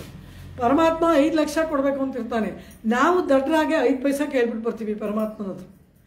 ಏನು ಕೇಳಬೇಡಿ ಅಂದ್ಬಿಟ್ರು. ಅವನಿಗೆ ತಿಳಿಯದ ಏನು ಕೊಡಬೇಕು ಅಂತ. ಸರ್ವಜ್ಞನಾದವನು ಪರಮಾತ್ಮ, ಏನು ಕೊಡ್ತಾನೆ ಅವನು ಅಂದರು. ಪೋಯ ಪಿಳಯಂ, ನಮಗೆ ಕರ್ಮಗಳು 3 ವಿಧ. ಪಾಪವೂ ಕರ್ಮ, ಪುಣ್ಯವೂ ಕರ್ಮ. ಪುಣ್ಯ ಪಾಪ ಇದ್ದರೆ ಮೋಕ್ಷಕ್ಕೆ ಹೋಗೋಕ್ಕಾಗಲ್ಲ. ನಾವು ತಿಳ್ಕೊಂಡ್ಬಿಟ್ಟಿದ್ದೀವಿ ತುಂಬ ಪುಣ್ಯ ಮಾಡಿದ್ರೆ ಹೋಗ್ಬೋದು ಅಂತ. ತಪ್ಪು.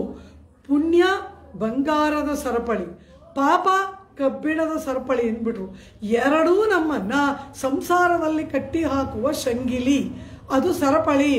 ಪುಣ್ಯ ಜಾಸ್ತಿ ಆದರೆ ಇಂದ್ರಾದಿ ಲೋಕಗಳಲ್ಲಿ ಹೋಗಿ ಪುಣ್ಯವನ್ನು ಅನುಭವಿಸ್ಬೇಕು. ಪಾಪ ಅಧಿಕವಾದರೆ ಯಮನ ಲೋಕದಲ್ಲಿ ಈಗ 7 ನರಕ ಇದೆಯಲ್ಲ, ಯಾವುದೋ ಒಂದು ನರಕದಲ್ಲಿ ಯಾತನಾ ಶರೀರ ನೋವನ್ನು ಅನುಭವಿಸ್ಬೇಕು. ಅದೇ ಆ ಪುಣ್ಯ ಪಾಪಗಳಲ್ಲಿ ಏನೋ 1% ಇದ್ರೆ ಇಲ್ಲೇ ಯಾವ್ಯಾವುದೋ ಯೋನಿಗಳಲ್ಲಿ ಜನ್ಮ ಸುಖಾನುಭವ ಮಾಡೋದ್ರಿಂದ ಪುಣ್ಯ ಖರ್ಚಾಗತ್ತೆ. ಸಂಕಟ ನೋವಿನ ಅನುಭವದಿಂದ ಪಾಪಗಳು ಕ್ಷಯಿಸುತ್ತವೆ. ಹೀಗೆ ಆ ಸುಖ ದುಃಖಾನುಭವದಿಂದ ಪುಣ್ಯ ಪಾಪಗಳು ಕಳಿಬೇಕು. ಪುಣ್ಯನೂ ಶೂನ್ಯ ಆಗಬೇಕು, ಪಾಪನೂ ಶೂನ್ಯ ಆಗಬೇಕು. ಪುಣ್ಯ ಇದ್ದರೆ ಒಳ್ಳೊಳ್ಳೆಯ ದೇವತಾದಿ ಶರೀರಗಳು ಬರುತ್ತೆ, ಪಾಪ ಇದ್ದರೆ ಯಾತನಾ ಶರೀರಗಳು ಬರುತ್ತೆ. ಶರೀರನೇ ಇಲ್ಲದೇನೆ ಪರಮಪದಕ್ಕೆ ಹೋಗಿ ಅಲ್ಲಿ ದಿವ್ಯವಾದ ಶರೀರವನ್ನು ಪಡೆದುಕೊಂಡು ಪರಮಪದನಾಥನಿಗೆ ಕೈಂಕರ್ಯ ಮಾಡಬೇಕಾದ್ರೆ ಪುಣ್ಯ ಪಾಪ ಎರಡೂ ಇರಬಾರ್ದು.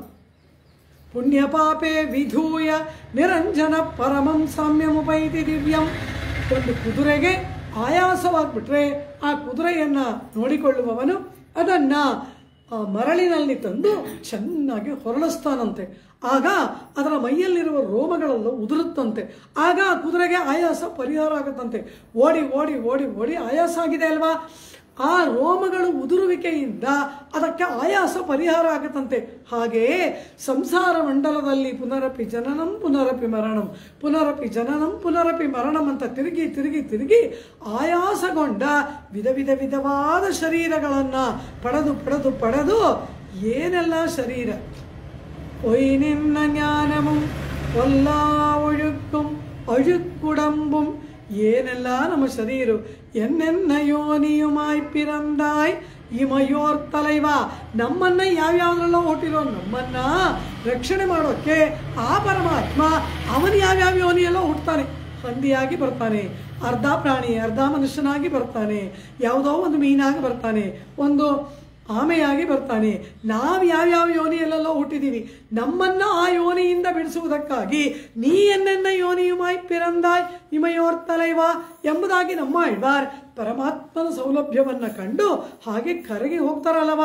ಆ ರೀತಿ ನಾವುಗಳು ಈ ರೀತಿ ವಿಧವಾದ ಶರೀರವನ್ನು ಪಡೆದುಕೊಳ್ತೀವಿ ಪುಣ್ಯ ಪಾಪ ಕರ್ಮಗಳಿಂದ. ಪುಣ್ಯವೂ ಇರಬಾರ್ದು ಪಾಪವೂ ಇರಬಾರ್ದು ಅಂದರೆ ಹೇಗೆ ಅಂದರು. ಆ ಕರ್ಮ, ಅದಕ್ಕೆ ಕರ್ಮ. ಈ ಪುಣ್ಯ ಪಾಪಗಳ ಒಂದು ಸಂಚಯ ಇದೆಯಲ್ಲ, ಇದು ಕರ್ಮಗಳು. ಇದು 3 ವಿಧ ಅಂದ್ಬಿಡ್ತು ಶಾಸ್ತ್ರ. ಏನು 3 ವಿಧ ಅಂದರು?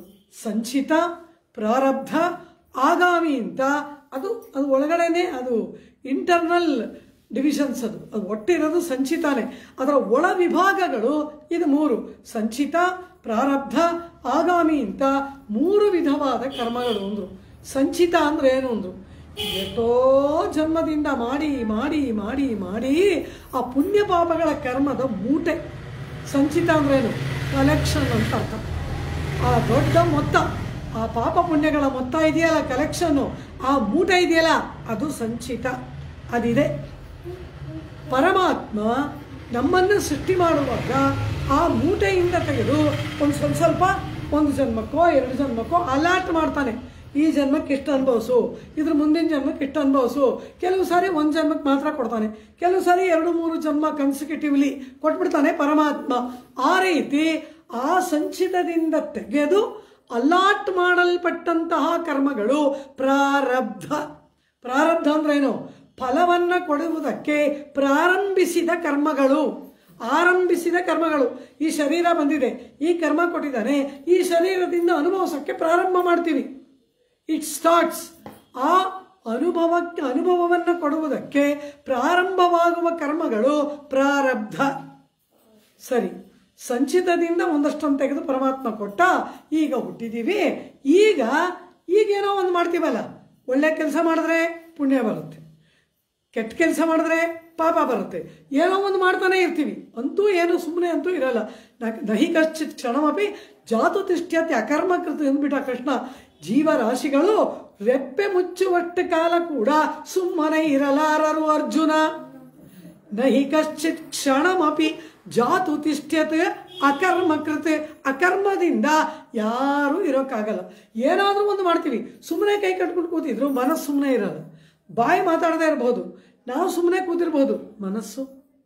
ತ್ರಿಕರಣಗಳಿಂದಲೂ ಆಗುವ ಕಾರ್ಯಕ್ಕೆ ಪುಣ್ಯ ಪಾಪ ಫಲಗಳು ಬರುತ್ತೆ. ಬರೀ ಕೈಯಲ್ಲಿ ಯಾರನ್ನು ಹೊಡಿಲಿಲ್ಲ, ಬಾಯಲ್ಲಿ ಬೈಲಿಲ್ಲ, ನಂಗೆ ಯಾಕೆ ಪಾಪ ಬರಬೇಕು ಅಂದರೆ ಮನಸ್ಸಲ್ಲಿ ಅವನನ್ನು ಹೊಡಿಬೇಕು ಅಂದ್ಯೋ ಇಲ್ವೋ, ಬಂತು ಪಾಪ. ಮನದಲ್ಲಿ ನೆನೆದರೆ ಕೂಡ ಕರ್ಮಗಳು ಏರ್ಪಡುತ್ತವೆ.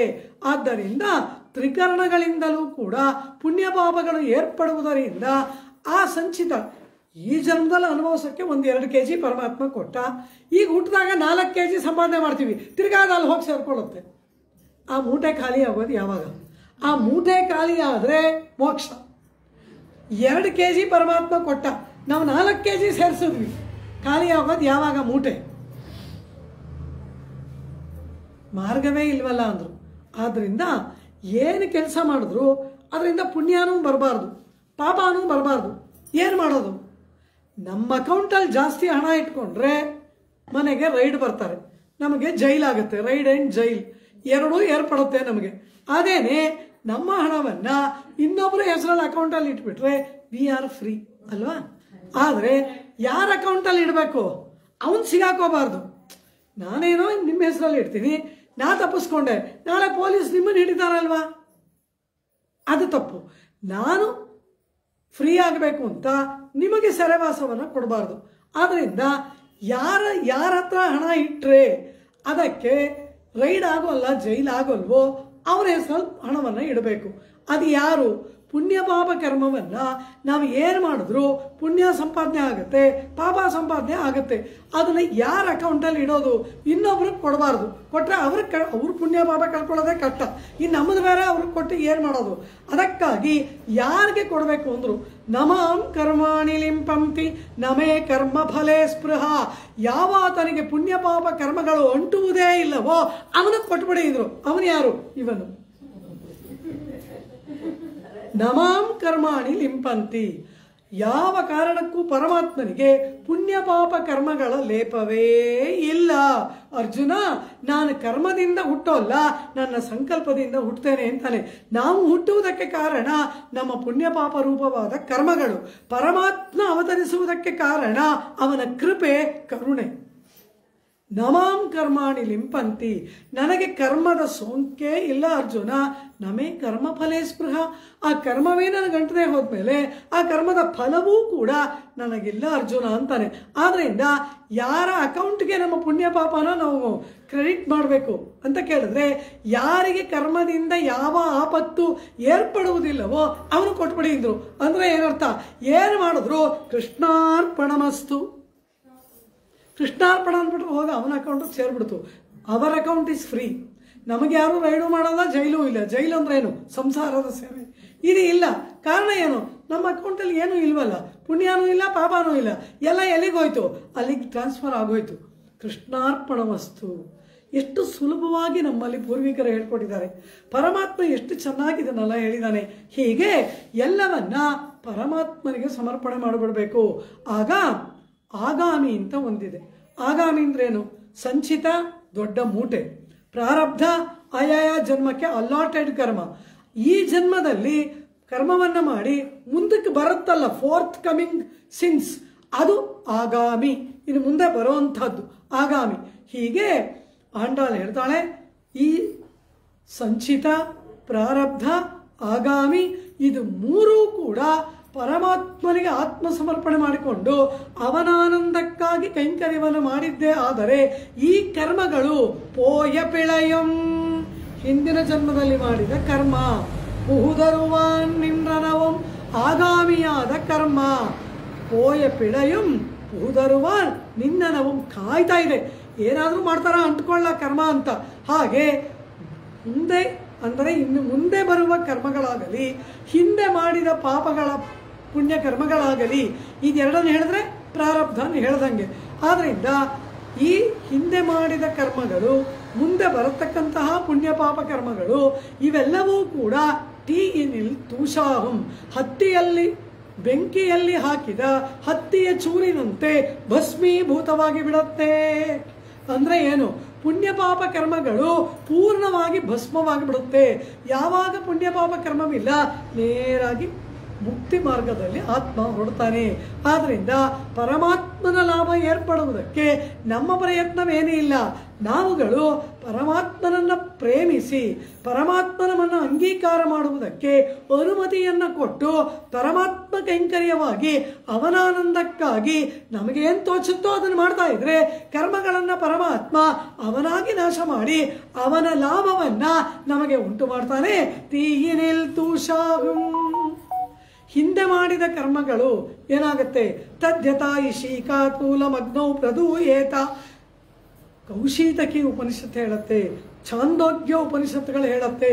ಎಷ್ಟು ಉಪನಿಷತ್ತು ನಮ್ಮ ಕರ್ಮ ನಾಶದ ಬಗ್ಗೆ ವಾಕ್ಯಗಳನ್ನು ಕೊಟ್ಟಿದೆ. ಹಿಂದೆ ಮಾಡಿದ ಕರ್ಮವೆಲ್ಲ ಭಸ್ಮೀಭೂತವಾಗಿ ಬಿಡುತ್ತಂತೆ. ಮುಂದೆ ಬರೋ ಕರ್ಮ ಅಂದ್ರು ಪರಮಾತ್ಮ ಅದನ್ನು ನೋಡೋದೇ ಇಲ್ವಂತೆ. ಪರಮಾತ್ಮನಿಗೆ ವಿಷ್ಣು ಸಹಸ್ರನಾಮದಲ್ಲಿ ಒಂದು ನಾಮ ಅವಿಜ್ಞಾತ ಸಹಸ್ರಾಂಶು. ಅವಿಜ್ಞಾತ ಅಂದ್ರು ಏನು ತಿಳಿಯದವನು ಅಂದ್ಬಿಟ್ರು. ಅಯ್ಯಯ್ಯೋ ಸರ್ವಜ್ಞ ಅಂದ್ರಿ, ಈಗೇನು ತಿಳಿದವನು ಅಂತಿರಲ್ಲ ಅಂದ್ರು. ಅವನು ಸರ್ವಜ್ಞ, ಆದರೆ ಶರಣಾಗತರಾದವರ ದೋಷಗಳನ್ನ ನೋಡದವನು, ತಿಳಿಯದವನು. ಎನ್ನಡಿಯಾರ್ ಅದು ಶಯ್ಯಾರ್ ಶೈದಾರೇಲ್ ನನ್ರು ಶೈದಾನ್. ನನ್ನಲ್ಲಿ ಶರಣಾಗತಿ ಮಾಡಿದವರು ಪಾಪ ಕಾರ್ಯ ಮಾಡೋಲ್ಲ, ಮಾಡಿದ್ರಾ ಅದು ಒಳ್ಳೇದಾಯ್ತು ಬಿಡು ಅಂತ ಅನ್ನೋದು. ಈ ರೀತಿ ಅವನೇ ದೋಷ ಇಲ್ಲ ಅಂದಮೇಲೆ ಮುಂದೆ ಬರುವ ಪಾಪಗಳು ಅಂಟೋದಿಲ್ಲ. ಹಿಂದೆ ಬರುವ ಪಾಪಗಳು ಭಸ್ಮೀಭೂತವಾಗಿಬಿಡುತ್ತೆ ಅಂದಮೇಲೆ ಆತ್ಮ ಶುದ್ಧ. ಆತ್ಮನಿಗೆ ಪರಮಾತ್ಮ ಲಾಭ, ಪರಮಾತ್ಮನಿಗೆ ಆತ್ಮಲಾಭ. ಸಖಿ ನಿನಗೆ ಸಂದೇಹ ಯಾಕೆ ಅಂತಾಳೆ ಅಂಡಾಳು. ಈ ರೀತಿ வாயினால் பாடி மனத்தினால் சிந்திக்க போய பிழையும் புகுதருவான் நின்னனவும் புகுதருவான் ನಿನ್ನನவும். ಮುಂದೆ ಬರ್ಲಾ ಬರ್ಲಾ ಬರ್ಲಾ ಅಂತ ಕಾಯ್ತಾ ನಿಂತಿರುತ್ತಾವಂತೆ ಆ ಕರ್ಮಗಳು. ಅಂತಹ ನಿಂತಿರುವ ಕಾದು ನಿಂತಿರುವ ಆಗಾಮಿಯಾದ ಕರ್ಮಗಳು, ಹಿಂದೆ ಮಾಡಿದ ಕರ್ಮಗಳೆಲ್ಲವೂ ತೀಯಿನಿಲ್ ತೂಸು ಅಂದ್ರೆ ಹತ್ತಿಯ ಚೂರು ಆಹುಂ ಭಸ್ಮೀಭೂತವಾಗಿ ಆಗಿಬಿಡತ್ತೆ ಅಂತ ಹೇಳಿ ಇದಕ್ಕೆ ವೇದದಲ್ಲಿ ಅಪಾರವಾದ ಪ್ರಮಾಣಗಳು ಉಂಟು. ಗೀತೆಯಲ್ಲಿಯೂ ಕೂಡ ಇದನ್ನು ಬಹಳವಾಗಿ ಯಥಾ ಆಪೋನ ಶ್ಲಿಷ್ಯಂತೆ ಇದನ್ನೆಲ್ಲ ಬಹಳವಾಗಿ ಕೃಷ್ಣ ಪರಮಾತ್ಮ ಕೂಡ ಗೀತೆಯಲ್ಲಿ ಇದನ್ನೆಲ್ಲ ನಿರೂಪಣೆ ಮಾಡಿದ್ದಾನೆ. ಇಂತಹ ಆ ಪರಮಾತ್ಮನ ದಿವ್ಯಾನುಗ್ರಹದಿಂದ, ನಮ್ಮ ಪ್ರಯತ್ನದಿಂದಲ್ಲ, ಶರಣ್ಯನಾದವನ ಮಹಿಮೆಯಿಂದ, ಶರಣ್ಯನಾದವನ ಕೃಪೆಯಿಂದ, ಶರಣ್ಯನಾದವನ ಪ್ರಯತ್ನದಿಂದ ನಮ್ಮ ಕರ್ಮಗಳೆಲ್ಲವೂ ಕೂಡ ಭಸ್ಮೀಭೂತವಾಗಿ ಬಿಡುತ್ತದೆ ಸಖಿ. ಅಂದ ಮೇಲೆ ನಾವು ಮಾಡತಕ್ಕಂಥದ್ದು ಏನಿಲ್ಲ, ಕೈ ಪಡೆದ ಪ್ರಯೋಜನಕ್ಕಾಗಿ ತೊಳೆದು, ವಾಯು ಪಡೆದ ಪ್ರಯೋಜನಕ್ಕಾಗಿ ವಾಯಿನಾಲ್ ಪಾಡಿ, ಕೈ ಕೊಟ್ಟಿರೋದ್ರಿಂದ ತೂಮಲರ್ ತೂವಿ, ಮನಸ್ಸಿರೋದ್ರಿಂದ ಅವನ ಚಿಂತನೆಯನ್ನ ಮಾಡಿ ಈ ರೀತಿ ಆ ಪರಮಾತ್ಮನನ್ನ ನಾವುಗಳು ಪರಿಪೂರ್ಣವಾಗಿ ಅವನನ್ನೇ ಆಶ್ರಯಣ ಮಾಡಿದ್ದೇ ಆದರೆ ನಮಗೆ ಉತ್ತರ ಪೂರ್ವಾಘಯೋ ಅಶ್ಲೇಷ ವಿನಾಶವು ಎಂಬಂತೆ ಉತ್ತರ ಪೂರ್ವ ಅಘ ಅಂದರೆ ಪಾಪಗಳು ಇವೆಲ್ಲವೂ ಕೂಡ ಪರಿಪೂರ್ಣವಾಗಿ ನಾಶವನ್ನು ಹೊಂದುತ್ತದೆ. ಹೀಗೆ ನಮಗೆ ಯಾರು ಪುಣ್ಯ, ಅವನೇ ಪುಣ್ಯ, ಅವನೇ ನಮಗೆ ಎಲ್ಲವನ್ನ ಕೊಡ್ತಕ್ಕಂಥ ಅವನು. ಇದನ್ನ ಉಪನಿಷತ್ತುಗಳೆಲ್ಲವೂ ಕೂಡ ವಿಸ್ತಾರವಾಗಿ ನಿರೂಪಣೆ ಮಾಡಿದ್ದನ್ನ ಆಂಡಾಳ್ ಈ ರೀತಿ ಒಂದೇ ಮಾತಿನಲ್ಲಿ ತೀನಿಲ್ ತೂಷಾಹುಂ ಎಂಬುದಾಗಿ ಒಂದೇ ಒಂದು ಮಾತನ್ನ ಹೇಳಿ ಪೂರ್ಣವಾಗಿ ಆತ್ಮನಿಗೆ ಏರ್ಪಡ್ತಕ್ಕಂತಹ ಕರ್ಮದ ಅಶೇಷ ವಿನಾಶವನ್ನ ನಿರೂಪಣೆ ಮಾಡ್ತಾಳೆ. ಅಂದರೆ ಏನು? ಪರಮಾತ್ಮಾನುಭವಕ್ಕೆ ಅಡಚಣೆಯಾಗಿ ಇರುವುದು ನಮ್ಮ ಕರ್ಮಗಳು. ಅದೇ ವಿರೋಧಿ ಸ್ವರೂಪ ಅಂದ್ರೆ ಅದೇನೆ. ಅಂತಹ ಆ ವಿರೋಧಿ ಪರಮಾತ್ಮನ ಅನುಗ್ರಹದಿಂದ ಇಲ್ಲವಾದಾಗ ಭಗವದ್ ಅನುಭವ ಏರ್ಪಡುತ್ತೆ. ರಾಮಾಭಿಷೇಕಕ್ಕೆ ವಿಘ್ನ ಬಂತಲ್ಲ, ನಮಗತಿ ಏನು ಅಂತದ್ದಕ್ಕೆ ಇಲ್ಲಿ ಆಂಡಾಳ್ ಹೇಳ್ತಾಳೆ, ರಾಮಾಭಿಷೇಕಕ್ಕೆ ವಿಘ್ನ ಬಂದದಕ್ಕೆ ಕಾರಣ ರಾಮನಿಗೆ ಸಂಕಲ್ಪವಿಲ್ಲ. ಇಲ್ಲಿ ನಮ್ಮ ವ್ರತ ಫಲಿಸುತ್ತದೆ. ಕಾರಣ ಏನು? ಪರಮಾತ್ಮನಿಗೆ ಸಂಕಲ್ಪ ಇದೆ. ಕಾರಣ ನಾವವನಲ್ಲಿ ಶರಣಾಗತರು, ಆಶ್ರಿತರು. ಆದ್ದರಿಂದ ಭಗವತ್ ಕೃಪೆ ನಮಗೆ ಏರ್ಪಟ್ಟು ಪರಮಾತ್ಮನ ಲಾಭ ದೊರೆಯುತ್ತದೆ. ಶಪ್ ಇದನ್ನು ತಿಳಿದುಕೋ, ಇದನ್ನು ಹೇಳು, ಇದನ್ನು ಅನುಸಂಧಾನ ಮಾಡು, ಭಗವತ್ ಕೃಪೆ ಏರ್ಪಡುತ್ತದೆ ಅಂತ ಹೇಳಿದ್ಲು. ಹೀಗೆ ಈ ಸಖಿಯರು, ಗೋದೆ ಇವರೆಲ್ಲ ಮಾತಾಡ್ತಾ ಇದ್ದಾರಲ್ಲ, ಆಗ ಆಂಡಾಳ್ ನೋಡ್ತಾಳೆ, ಎಲ್ಲರೂ ಬಂದಿದ್ದಾರ ವ್ರತಕ್ಕೆ? ಪೋದುವೀರ್ ಪೋದುವಿನೋ ನೇರಿಳೆಯೀರ್ ಎಂದಳಲ್ಲವ. ಯಾರ್ಯಾರಿಗೆ ವ್ರತಾಚರಣೆಯಲ್ಲಿ ಇಷ್ಟ ಉಂಟೋ, ಇಲ್ಲಿ ವ್ರತ ಅಂದ್ರೆ ಏನು? ಕೃಷ್ಣಾನುಭವವೇ ವ್ರತ.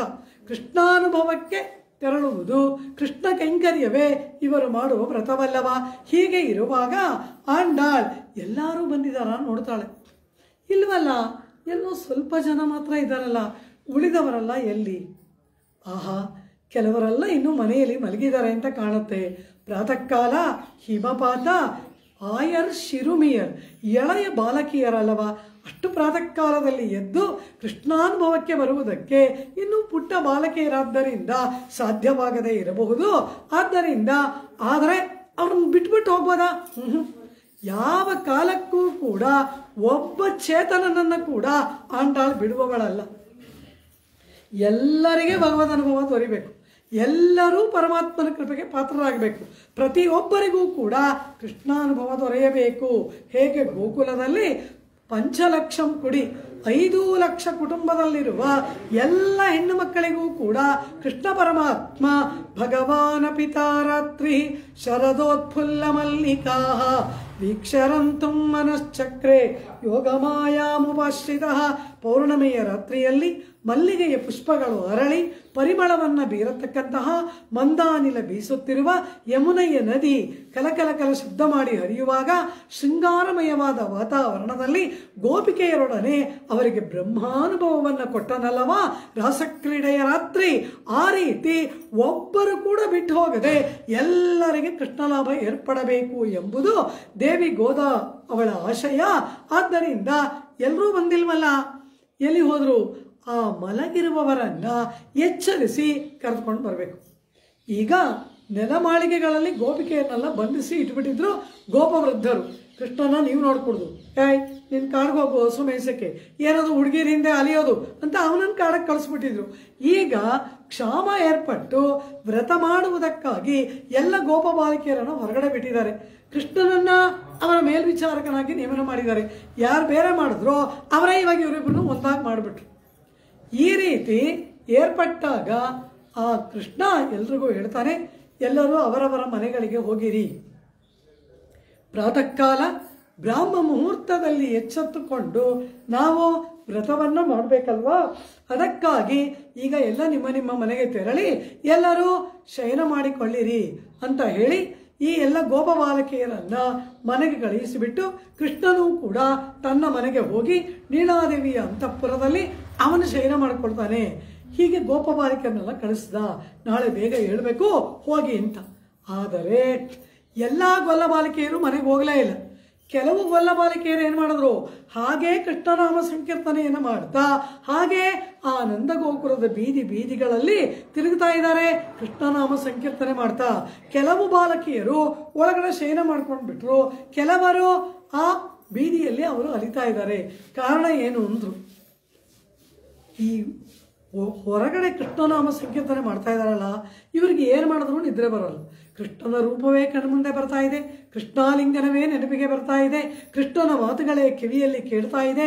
ಕೃಷ್ಣನಿಂದ ದೂರ ಆಗಿಬಿಟ್ರಲ್ವಾ, ಕೃಷ್ಣ ಇವರನ್ನ ಬಿಟ್ಟು ಹೋಗ್ಬಿಟ್ಟಿದಾನಲ್ವಾ, ಆ ವಿರಹದಲ್ಲಿ ತಪಿಸುತ್ತಾ ಕೃಷ್ಣ ಪರಮಾತ್ಮನ ವಿರಹದಿಂದ ನೊಂದು ಬೆಂದು ಹುಚ್ಚರಂತೆ ಇವರುಗಳು ಕೃಷ್ಣನಾಮ ಸಂಕೀರ್ತನೆಯನ್ನು ಮಾಡ್ತಾ ಕೃಷ್ಣ ಕೈಂಕರ್ಯಕ್ಕಾಗಿ ಅಂಗಲಾಚುತ್ತಾ ಹಾಗೆ ಇವರೆಲ್ಲ ಎಚ್ಚೆತ್ತುಕೊಂಡೇ ಇದ್ದಾರೆ. ಹಾಗಾದರೆ ಒಳಗಡೆ ಮಲಗಿದವರಿಗೆ ಈ ತ್ವರೆ ಇಲ್ವಾ ಅಂದರು.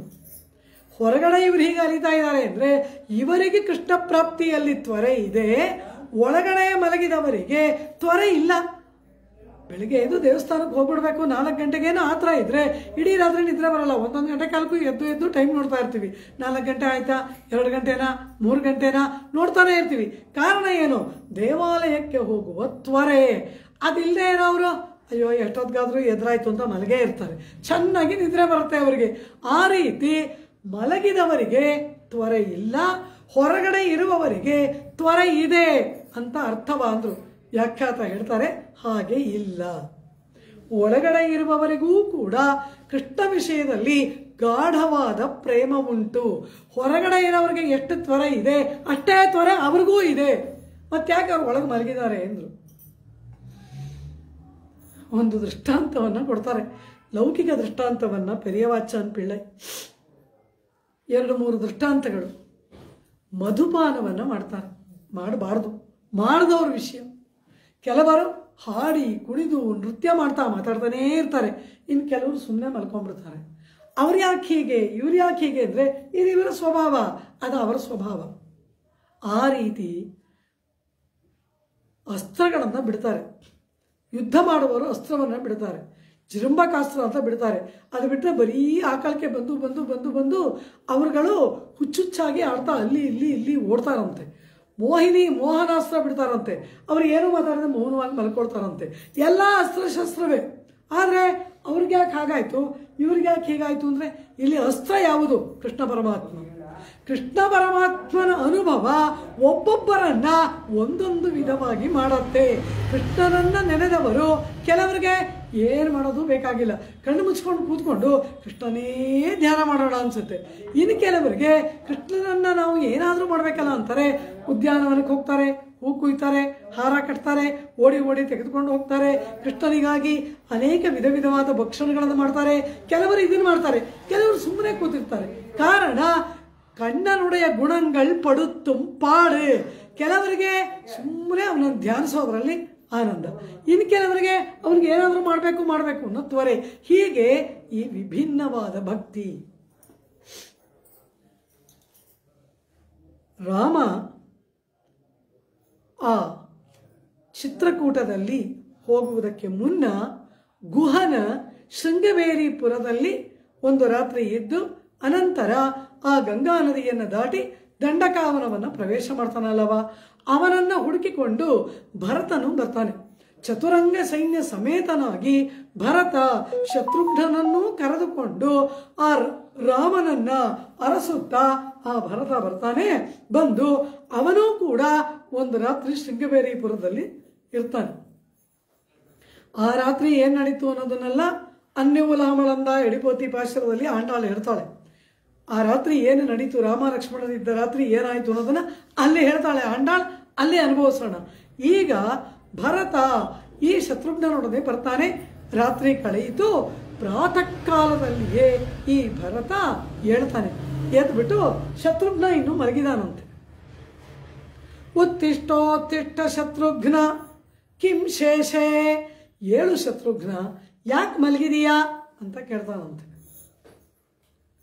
ಆ ಗುಹನನ್ನ ಕರೆದುಕೊಂಡು ಬಾ. ನಿಷಾದಾಧಿಪತಿಂ ಗುಹಂ ತಾರಯಿಷ್ಯತಿ ವಾಹಿನಿ. ಆ ನಿಷಾದಾಧಿಪತಿ ಬೇಡರ ಒಡೆಯನಾದ ಗುಹನನ್ನ ಕರ್ಕೊಂಡು ಬಾ, ಅವನು ನಮ್ಮ ಸೈನ್ಯವನ್ನ ಗಂಗಾ ನದಿಯನ್ನು ದಾಟಿಸಲಿ. ಇನ್ನೂ ಮಲಗಿದೆಯಲ್ಲ ಅಂದ. ಎಷ್ಟು ಚೆನ್ನಾಗಿ ಶತ್ರುಘ್ನ ಉತ್ತರ ಕೊಡ್ತಾನೆ ಗೊತ್ತಾ? ಅಣ್ಣ, ನಾನು ಮಲಗಿಲ್ಲ. ನಾಹಂ ಶೇಷೆ. ಅಣ್ಣ, ನಾನು ಮಲಗಿಲ್ಲ. ಮತ್ತೇನು ಮಾಡ್ತಾ ಇದೀಯಾ? ನಾನು ಕೂಡ ಎಚ್ಚರವಾಗೇ ಇದ್ದೇನೆ. ನಾಹಂ ಸ್ವಪಿಮಿ ಜಾಗರ್ಮಿ. ಅಣ್ಣ, ನಾನು ಮಲಗಿಲ್ಲ, ಜಾಗರ್ಮಿ, ಜಾಗರೂಕತೆಯಿಂದ ಇದ್ದೇನೆ, ಎದ್ದಿದ್ದೇನೆ.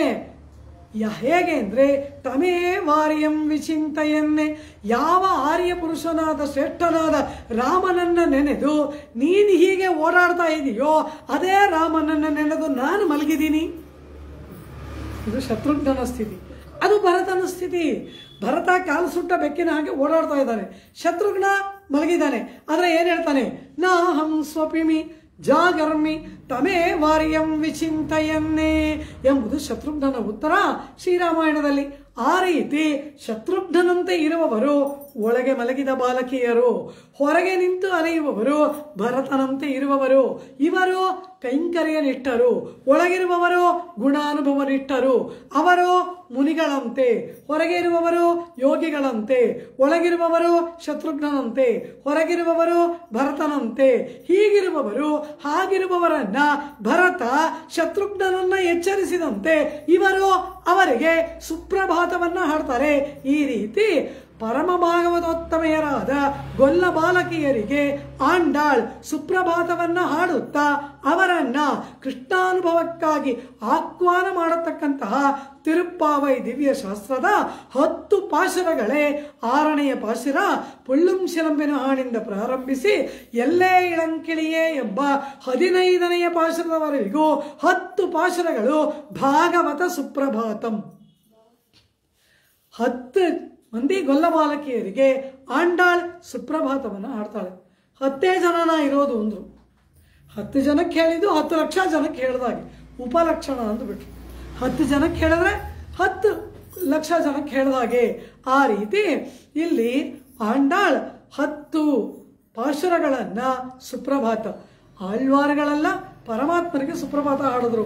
ಪಳ್ಳಿ ಎಳಂದರುಳಾಯೇ ರಂಗತ್ತಮ್ಮ ಪಳ್ಳಿ ಎಳಂದರುಳಾಯೇ ಅಂತಾರೆ. ತೊಂಡರಡಿಪಿಡಿ ಆಳ್ವಾರ್ ಶ್ರೀರಂಗನಾಥನಿಗೆ ಸುಪ್ರಭಾತ. ಪೆರಿಯಾಳ್ವಾರ್ ಅಮ್ಮ ಮುಣ್ಣ ತುಯಿಲೆಳಾಯೇ இரவு ಮುಣ್ಣಾದು ಉರಂಗಿನಿ ಪೋಯ್ ಇನ್ನು ಮುಚ್ಚಿಕೊಂಡದಾಲೋ ಎಂಬುದಾಗಿ, ಏ ಮಗು ನೀ ರಾತ್ರಿನೂ ಏನೋ ಹಾಲು ಕುಡದೆ ಮಲಗಿಬಿಟ್ಟಿಯಲ್ಲ, ಏಳು ಅಮ್ಮ ಮುಣ್ಣ ತುಯಿಲೆಳಾಯೇ ಸ್ತನ್ಯಪಾನ ಮಾಡುವುದಕ್ಕೆ ಏಳು ಅಂತಾರೆ. ಪೆರಿಯಾಳ್ವಾರ್ ಸುಪ್ರಭಾತವನ್ನು ಹಾಡ್ತಾರೆ. ವಿಶ್ವಾಮಿತ್ರರು ಕೌಸಲ್ಯ ಸುಪ್ರಜಾರಾಮ ಪೂರ್ವ ಸಂಧ್ಯಾ ಪ್ರವರ್ತತೆ ಉತ್ತಿಷ್ಠ ನರಶಾರ್ದೂಲ ಕರ್ತವ್ಯಂ ದೈವಮಾನಿಗಂ. ಯಾಗ ರಕ್ಷಣೆಗೆ ರಾಮಲಕ್ಷ್ಮಣರನ್ನು ಕರೆದುಕೊಂಡು ಹೋಗುವಾಗ ಹಾಗೆ ಮಲಗಿದ ಬಾಲಕರಿಗೆ ವಿಶ್ವಾಮಿತ್ರ ಮುನಿವರಿಯರು ಸುಪ್ರಭಾತವನ್ನು ಹಾಡ್ತಾರೆ. ವೇದವೂ ಸುಪ್ರಭಾತ ಹಾಡುತ್ತೆ ಪರಮಾತ್ಮನಿಗೆ.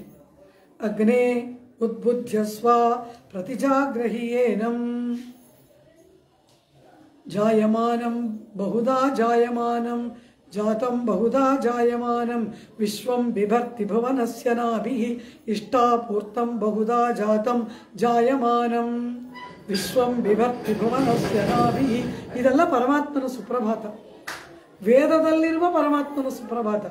ಇದು ಯಾಕೆ ಸುಪ್ರಭಾತ ಅನ್ನೋದನ್ನು ನಾನು ಮತ್ತೊಂದು ಪಾಶುರದಲ್ಲಿ ನಿಮಗೆ ಹೇಳ್ತೀನಿ. ಅಂಬರಮೇ ತಣ್ಣೀರೇ ಪಾಶುರದಲ್ಲಿ ಒಂದೊಂದು ಜಾಗದಲ್ಲಿ ಒಂದೊಂದು ರಹಸ್ಯಾರ್ಥವನ್ನು ಇಟ್ಟಿದ್ದಾರೆ. ಅಂಬರಮೇ ಪಾಶುರದಲ್ಲಿ ಅಲ್ಲಿ ಅನುಭವಿಸೋಣ ಇದನ್ನು. ಆದರೆ ಆ ಪರಮಾತ್ಮನಿಗೆ ಎಲ್ಲರೂ ಪಾಶುರ ಸುಪ್ರಭಾತವನ್ನು ಹಾಡಿದ್ದಾರೆ. ಆದರೆ ಭಾಗವತೋತ್ತಮನಿಗೆ ಯಾರಾದರೂ ಸುಪ್ರಭಾತ ಹಾಡಿದಾರ? ಭಗವಂತನಿಗೆ ಸುಪ್ರಭಾತ ಹಾಡೋದೇನು ದೊಡ್ಡ ವಿಷಯವಲ್ಲ. ಭಾಗವತ ಕೈಂಕರ್ಯವನ್ನು ಮಾಡಬೇಕು. ಪರಮಾತ್ಮನ ನಿಷ್ಠೆ ಪ್ರಥಮ ಪರ್ವ, ಇಟ್ ಇಸ್ ಫಸ್ಟ್ ಸ್ಟೆಪ್. ಅದಕ್ಕಿಂತ ಮೇಲಿನದು ಭಾಗವತ ನಿಷ್ಠೆ, ಅದಕ್ಕೂ ಮೇಲಿನದು ಆಚಾರ್ಯ ನಿಷ್ಠೆಯಲ್ಲವಾ? ಹಾಗೆ ಎಲ್ಲರೂ ಕೂಡ ಪರಮಾತ್ಮನಿಗೆ ಸುಪ್ರಭಾತ ಹಾಡ್ತಾರೆ. ಭಾಗವತರಿಗೆ ಸುಪ್ರಭಾತ ಹಾಡ್ದವಳು ಯಾರು? ಆಂಡಾಳ್. ಆದ್ರಿಂದಲೇನೆ ಇವಳಿಗೂ ಉಳಿದವರಿಗೂ ಪರ್ವತ ಪರಮಾಣು ಒಟ್ಟೆ ವಾಶಿಪೋರಂ ಎಂಬುದಾಗಿ ಪೆರಿಯವಾಚಾನ್ ಪಿಳ್ಳೆ ಹೇಳ್ಬಿಟ್ರು. ಇವಳು ಅವರಿಗಿಂತ ಮೇಲ್ಮಟ್ಟದಲ್ಲಿ ನಿಲ್ತಾಳೆ. ಕಾರಣ ಭಾಗವತ ಕೈಂಕರ್ಯದಲ್ಲಿ ನೆಲೆಯಾದವಳು. ಪರಮಾತ್ಮನಿಗೆ ಆತ್ಮ ದಾಸನಾಗುವುದು ದೊಡ್ಡದಲ್ಲ, ಪರಮಾತ್ಮನ ದಾಸನಿಗೆ ದಾಸನಾಗಬೇಕು.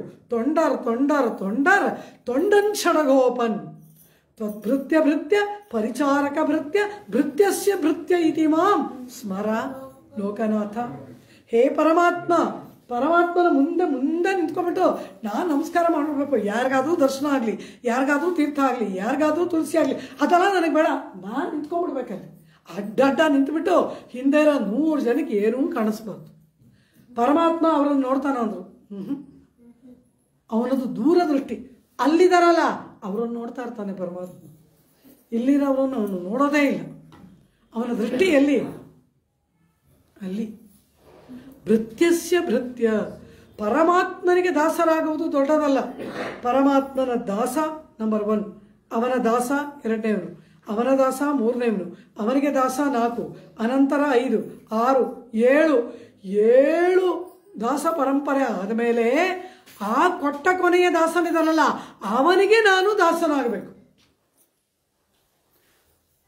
ಯಾಕೆ 7 ಹೇಳಿದ್ರು, ಇನ್ನೂ ಹೇಳಬೇಕಾಗಿತ್ತಲ್ಲ ಅಂದರು. ಶ್ಲೋಕದಲ್ಲಿ ಜಾಗ ಇಲ್ಲ, ಅದಕ್ಕೆ ಅಷ್ಟಕ್ಕೆ ಮುಗಿಸಿದ್ರು. ತ್ವದ್ದಾಸದಾಸ ಚರಮಾವಧಿ ದಾಸದಾಸಃ. ಪ್ರತಿವಾದಿ ಭಯಂಕರ ಮಣ್ಣನ್ ವೆಂಕಟೇಶ್ವರ ಸುಪ್ರಭಾತದಲ್ಲಿ ಹಾಡ್ತಾರೆ. ನಿನ್ನ ದಾಸ ಪರಂಪರೆಯಲ್ಲಿ ಕೊಟ್ಟ ಕೊನೆಯ ದಾಸನಾಗಬೇಕು ನಾನು, ಮೊದಲನೇ ದಾಸನಲ್ಲ. ನಿನ್ನ ದಾಸ ಪರಂಪರೆಯಲ್ಲಿ ದಾಸ. ರಾಮನಿಗೆ ಯಾರನ್ನು ಕಂಡ್ರೆ ತುಂಬ ಪ್ರೀತಿ ಅಂದರು, ಲಕ್ಷ್ಮಣನ ಭರತನ ಅಂದರು. ಇಬ್ಬರೂ ಅಲ್ಲ ಅಂದ್ಬಿಟ್ರು. ಇಬ್ಬರೂ ಅಲ್ವಾ? ಸತತ 14 ವರ್ಷ ಸೇವೆ ಮಾಡಿದವನು ಲಕ್ಷ್ಮಣ, 14 ವರ್ಷ ರಾಮನಂತೆ ವನವಾಸದಂತೆ ಇದ್ದವನು ಭರತ. ಇವರಿಬ್ಬರು ಇಲ್ವಾ ಅಂದರು. ಇಲ್ಲ ಅಂದ್ಬಿಟ್ರು. ಯಾರು ತುಂಬ ಪ್ರಿಯ ಅಂದರು? ಶತ್ರುಘ್ನ ಅಂದ್ಬಿಟ್ರು. ಕಾರಣ ಯಾಕೆ? ರಾಮನಿಗೆ ದಾಸನಾದವನು ಭರತ, ಭರತನಿಗೆ ದಾಸನಾದವನು ಶತ್ರುಘ್ನ. ಆದ್ರಿಂದ ತನ್ನ ದಾಸರಿಗಿಂತ ತನ್ನ ದಾಸರನ್ನ ಕಂಡರೆ ಪರಮಾತ್ಮನಿಗೆ ಪ್ರೇಮ ಅಧಿಕ. ಆದ್ರಿಂದಲೇ ಆಳ್ವಾರ್ಗಳು ತೊಂಡರ್ ತೊಂಡರ್ ತೊಂಡರ್ ತೊಂಡನ್ ಷಡಗೋಪನ್. ನಿನ್ನ ದಾಸರಿಗೆ ದಾಸ, ದಾಸ ಪರಂಪರೆಯಲ್ಲಿ ಕೊಟ್ಟ ಕೊನೆಯ ಸೇವಕ ನಾನು, ದಾಸನಾಗಬೇಕು ಅಂತಾರೆ. ಅದಲ್ಲವಾ ಪುರುಷಾರ್ಥ? ಇದಲ್ಲವಾ ನಮ್ಮ ಆತ್ಮಕ್ಕೆ ಉಪಾದೇಯ ತಮವಾದದ್ದು? ಅದನ್ನು ನಿರೂಪಣೆ ಮಾಡಿ ಅನುಷ್ಠಾನದಲ್ಲಿ ತೋರಿದವಳು ದೇವಿ ಆಂಡಾಳ್. ಅದನ್ನು ಅನುಷ್ಠಾನದಲ್ಲಿ ತೋರಿದ್ಲು, ಬರೀ ಬಾಯಲ್ಲಿ ಹೇಳಲಿಲ್ಲ ಆಂಡಾಳ್. ಪ್ರತಿಯೊಬ್ಬ ಗೊಲ್ಲಬಾಲಿಕೆಯ ಮನೆಯ ಬಾಗಿಲಲ್ಲಿ ನಿಂತು ಅವರ ಗುಣಗಾನವನ್ನು ಮಾಡಿ ಪ್ರಾತಃ ಕಾಲದ ಸಂಕೇತವನ್ನು ಹೇಳಿ ಸುಪ್ರಭಾತವನ್ನು ಹಾಡಿ ವಿಜಯ ಮಾಡಿಸ್ಬೇಕು ಅಂತ ಪ್ರಾರ್ಥನೆ ಮಾಡ್ತಾಳೆ. ಭಾಗವತ ಕೈಂಕರ್ಯ. ಓಂ ನಮೋ ನಾರಾಯಣಾಯ ಅಷ್ಟಾಕ್ಷರ ಮಹಾಮಂತ್ರ. ಮಧ್ಯದಲ್ಲಿ ನಮಃ ಅನ್ನೋ ಶಬ್ದ ಇದೆ. ಆ ನಮಃ ಶಬ್ದ ಏನು ಹೇಳುತ್ತೆ? ನ ಮಮ. ಈ ಆತ್ಮನಿಗೆ ಆತ್ಮ ಒಡೆಯನಲ್ಲ, ಈ ಆತ್ಮನಿಗೆ ಪರಮಾತ್ಮ ಒಡೆಯ ಅಲ್ಲ. ಪರಮಾತ್ಮನ ದಾಸಭೂತರಾದವರು ಒಡೆಯರು. ನಮಃ ಶಬ್ದದ ಅರ್ಥ ಎಲ್ಲಿ? ಭಾಗವತ ಶೇಷತ್ವ ಪಾರತಂತ್ರ್ಯದಲ್ಲಿ ನಮಃ ಶಬ್ದಕ್ಕೆ ಪರ್ಯವಸಾನ ಎಂಬುದನ್ನು ಸ್ವಾಮಿ ವೇದಾಂತ ದೇಶಿಕರು, ಸ್ವಾಮಿ ಪಿಳಲೋಕಾಚಾರ್ಯರು, ಆಚಾರ್ಯ ರಾಮಾನುಜರು ಎಲ್ಲ ನಿರೂಪಣೆ ಮಾಡಿದ್ದಾರೆ. ನಮಃ ಎಂಬುದು ಪರಮಾತ್ಮನಿಗೆ ದಾಸ ಅಂದರೆ ಅಷ್ಟಲ್ಲ, ಅದನ್ನು ದಾಟಿ ಪರಮಾತ್ಮನ ದಾಸರಿಗೆ ದಾಸನಾಗಬೇಕು. ಅಡಿಯಾರಡಿಯಾರ್ ಅಡಿಯಾರಡಿಯಾರ್ ಅಡಿಯಾರ್ ಅಡಿಯೋಂಗಳೇ ಎಂಬುದಾಗಿ ಆಳ್ವಾರ್ ಹೇಳ್ತಾರೆ. ಆಳ್ವಾರ್ ಪರಮಪದಕ್ಕೆ ಹೋಗಬೇಕು ಅಂತ ಆಸೆ ಪಡ್ತಾರೆ. ಯಾಕೆ? ಪರಮಾತ್ಮನೊಡನೆ ಬ್ರಹ್ಮಾನಂದ ಅನುಭವಿಸಕ ನೀನು ಬ್ರಹ್ಮಾನಂದ ಯಾರಿಗೆ ಬೇಕು ಅಂದರು ನಮ್ಮ ಆಳ್ವಾರ್. ಬೇಡ ಅಂದ್ಬಿಟ್ರು. ಮತ್ತೆ ಯಾಕೆ ಪರಮಪದಕ್ಕೆ ಬರಬೇಕು?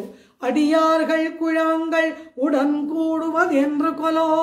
ಅಲ್ಲಿ ನಿತ್ಯ ಮುಕ್ತರಿದಾರಲ್ಲ ಪರಮಾತ್ಮನ ಭಕ್ತರು, ಅವ್ರ ಜೊತೆಯಲ್ಲಿ ಒಂದಾಗಬೇಕು. ನೀನು ಯಾರಿಗೆ ಬೇಕು? ಅಲ್ಲಿದ್ದಾರಲ್ಲ ಅವರ ಜೊತೆಯಲ್ಲಿ ಕೂಡಬೇಕು. ಸಾಧುಗೊಟ್ಟಿಯುಳ್ ಕೊಳ್ಳಪಡುವಾರೆ. ಕೃಷ್ಣ ಪರಮಾತ್ಮನ ವೇಣುಗಾನದ ವೈಭವವನ್ನು 10 ಪಾಶರದಲ್ಲಿ ಪೆರಿಯಾಳ್ವಾರ್ ಹಾಡ್ತಾರೆ. ಆ 10 ಪಾಶರಕ್ಕೆ ಏನು ಫಲ ಅಂದರೆ ಭಾಗವತರು ಇವನನ್ನು ತಮ್ಮ ಗೋಷ್ಠಿಯಲ್ಲಿ ಸೇರಿಸ್ಕೋತಾರಂತೆ. ಅದಕ್ಕಿಂತ ಇನ್ನೇನು ಬೇಕು? ಸತ್ಪುರುಷರ ಗೋಷ್ಠಿಯಲ್ಲಿ ನಮ್ಮನ್ನ ಅವರ ಅಂಗೀಕಾರ ಮಾಡೋಕ್ಕಿಂತ ಇನ್ಯಾವ ಪುರುಷಾರ್ಥ ಬೇಕು?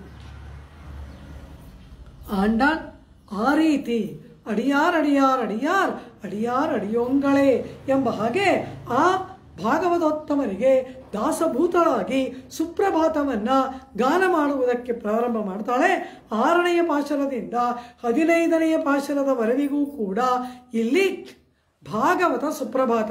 ಇದರಲ್ಲಿ ತಿರುಪ್ಪಾವಿಗೆ ನಾವು ಮಂಗಳವನ್ನು ಹಾಡುವಾಗ ಏನು ಹೇಳ್ತೀವಿ? ಅಯ್ಯೈಂದು ಮೈಂದು ಮರ್ಯಾದ ಮಾನಿಡರೆ. 30 ಪಾಶರವನ್ನು ಭಾಗ ಮಾಡಿಬಿಟ್ರು. 5 5 5 5 ಅಯ್ಯೈಂದು 1 2 5, ಇನ್ನೊಂದು 2 5ರ ಸಮೀಕರಣ. ಆ 2 5 ಯಾವುದು? ಈ 10 ಪಾಶರ. ಇದರಲ್ಲಿ 5 ಪಾಶರದಲ್ಲಿ ಪ್ರಾತಃ ಕಾಲದ ಚಿಹ್ನೆಗಳನ್ನು ಹೇಳ್ತಾಳೆ. 5 ಪಾಶರದಲ್ಲಿ ಪ್ರಾತಃ ಕಾಲದ ಚಿಹ್ನೆ ಇಲ್ಲ. ಆದರೂ 10 ಪಾಶರವು ಸುಪ್ರಭಾತ ಪಾಠ.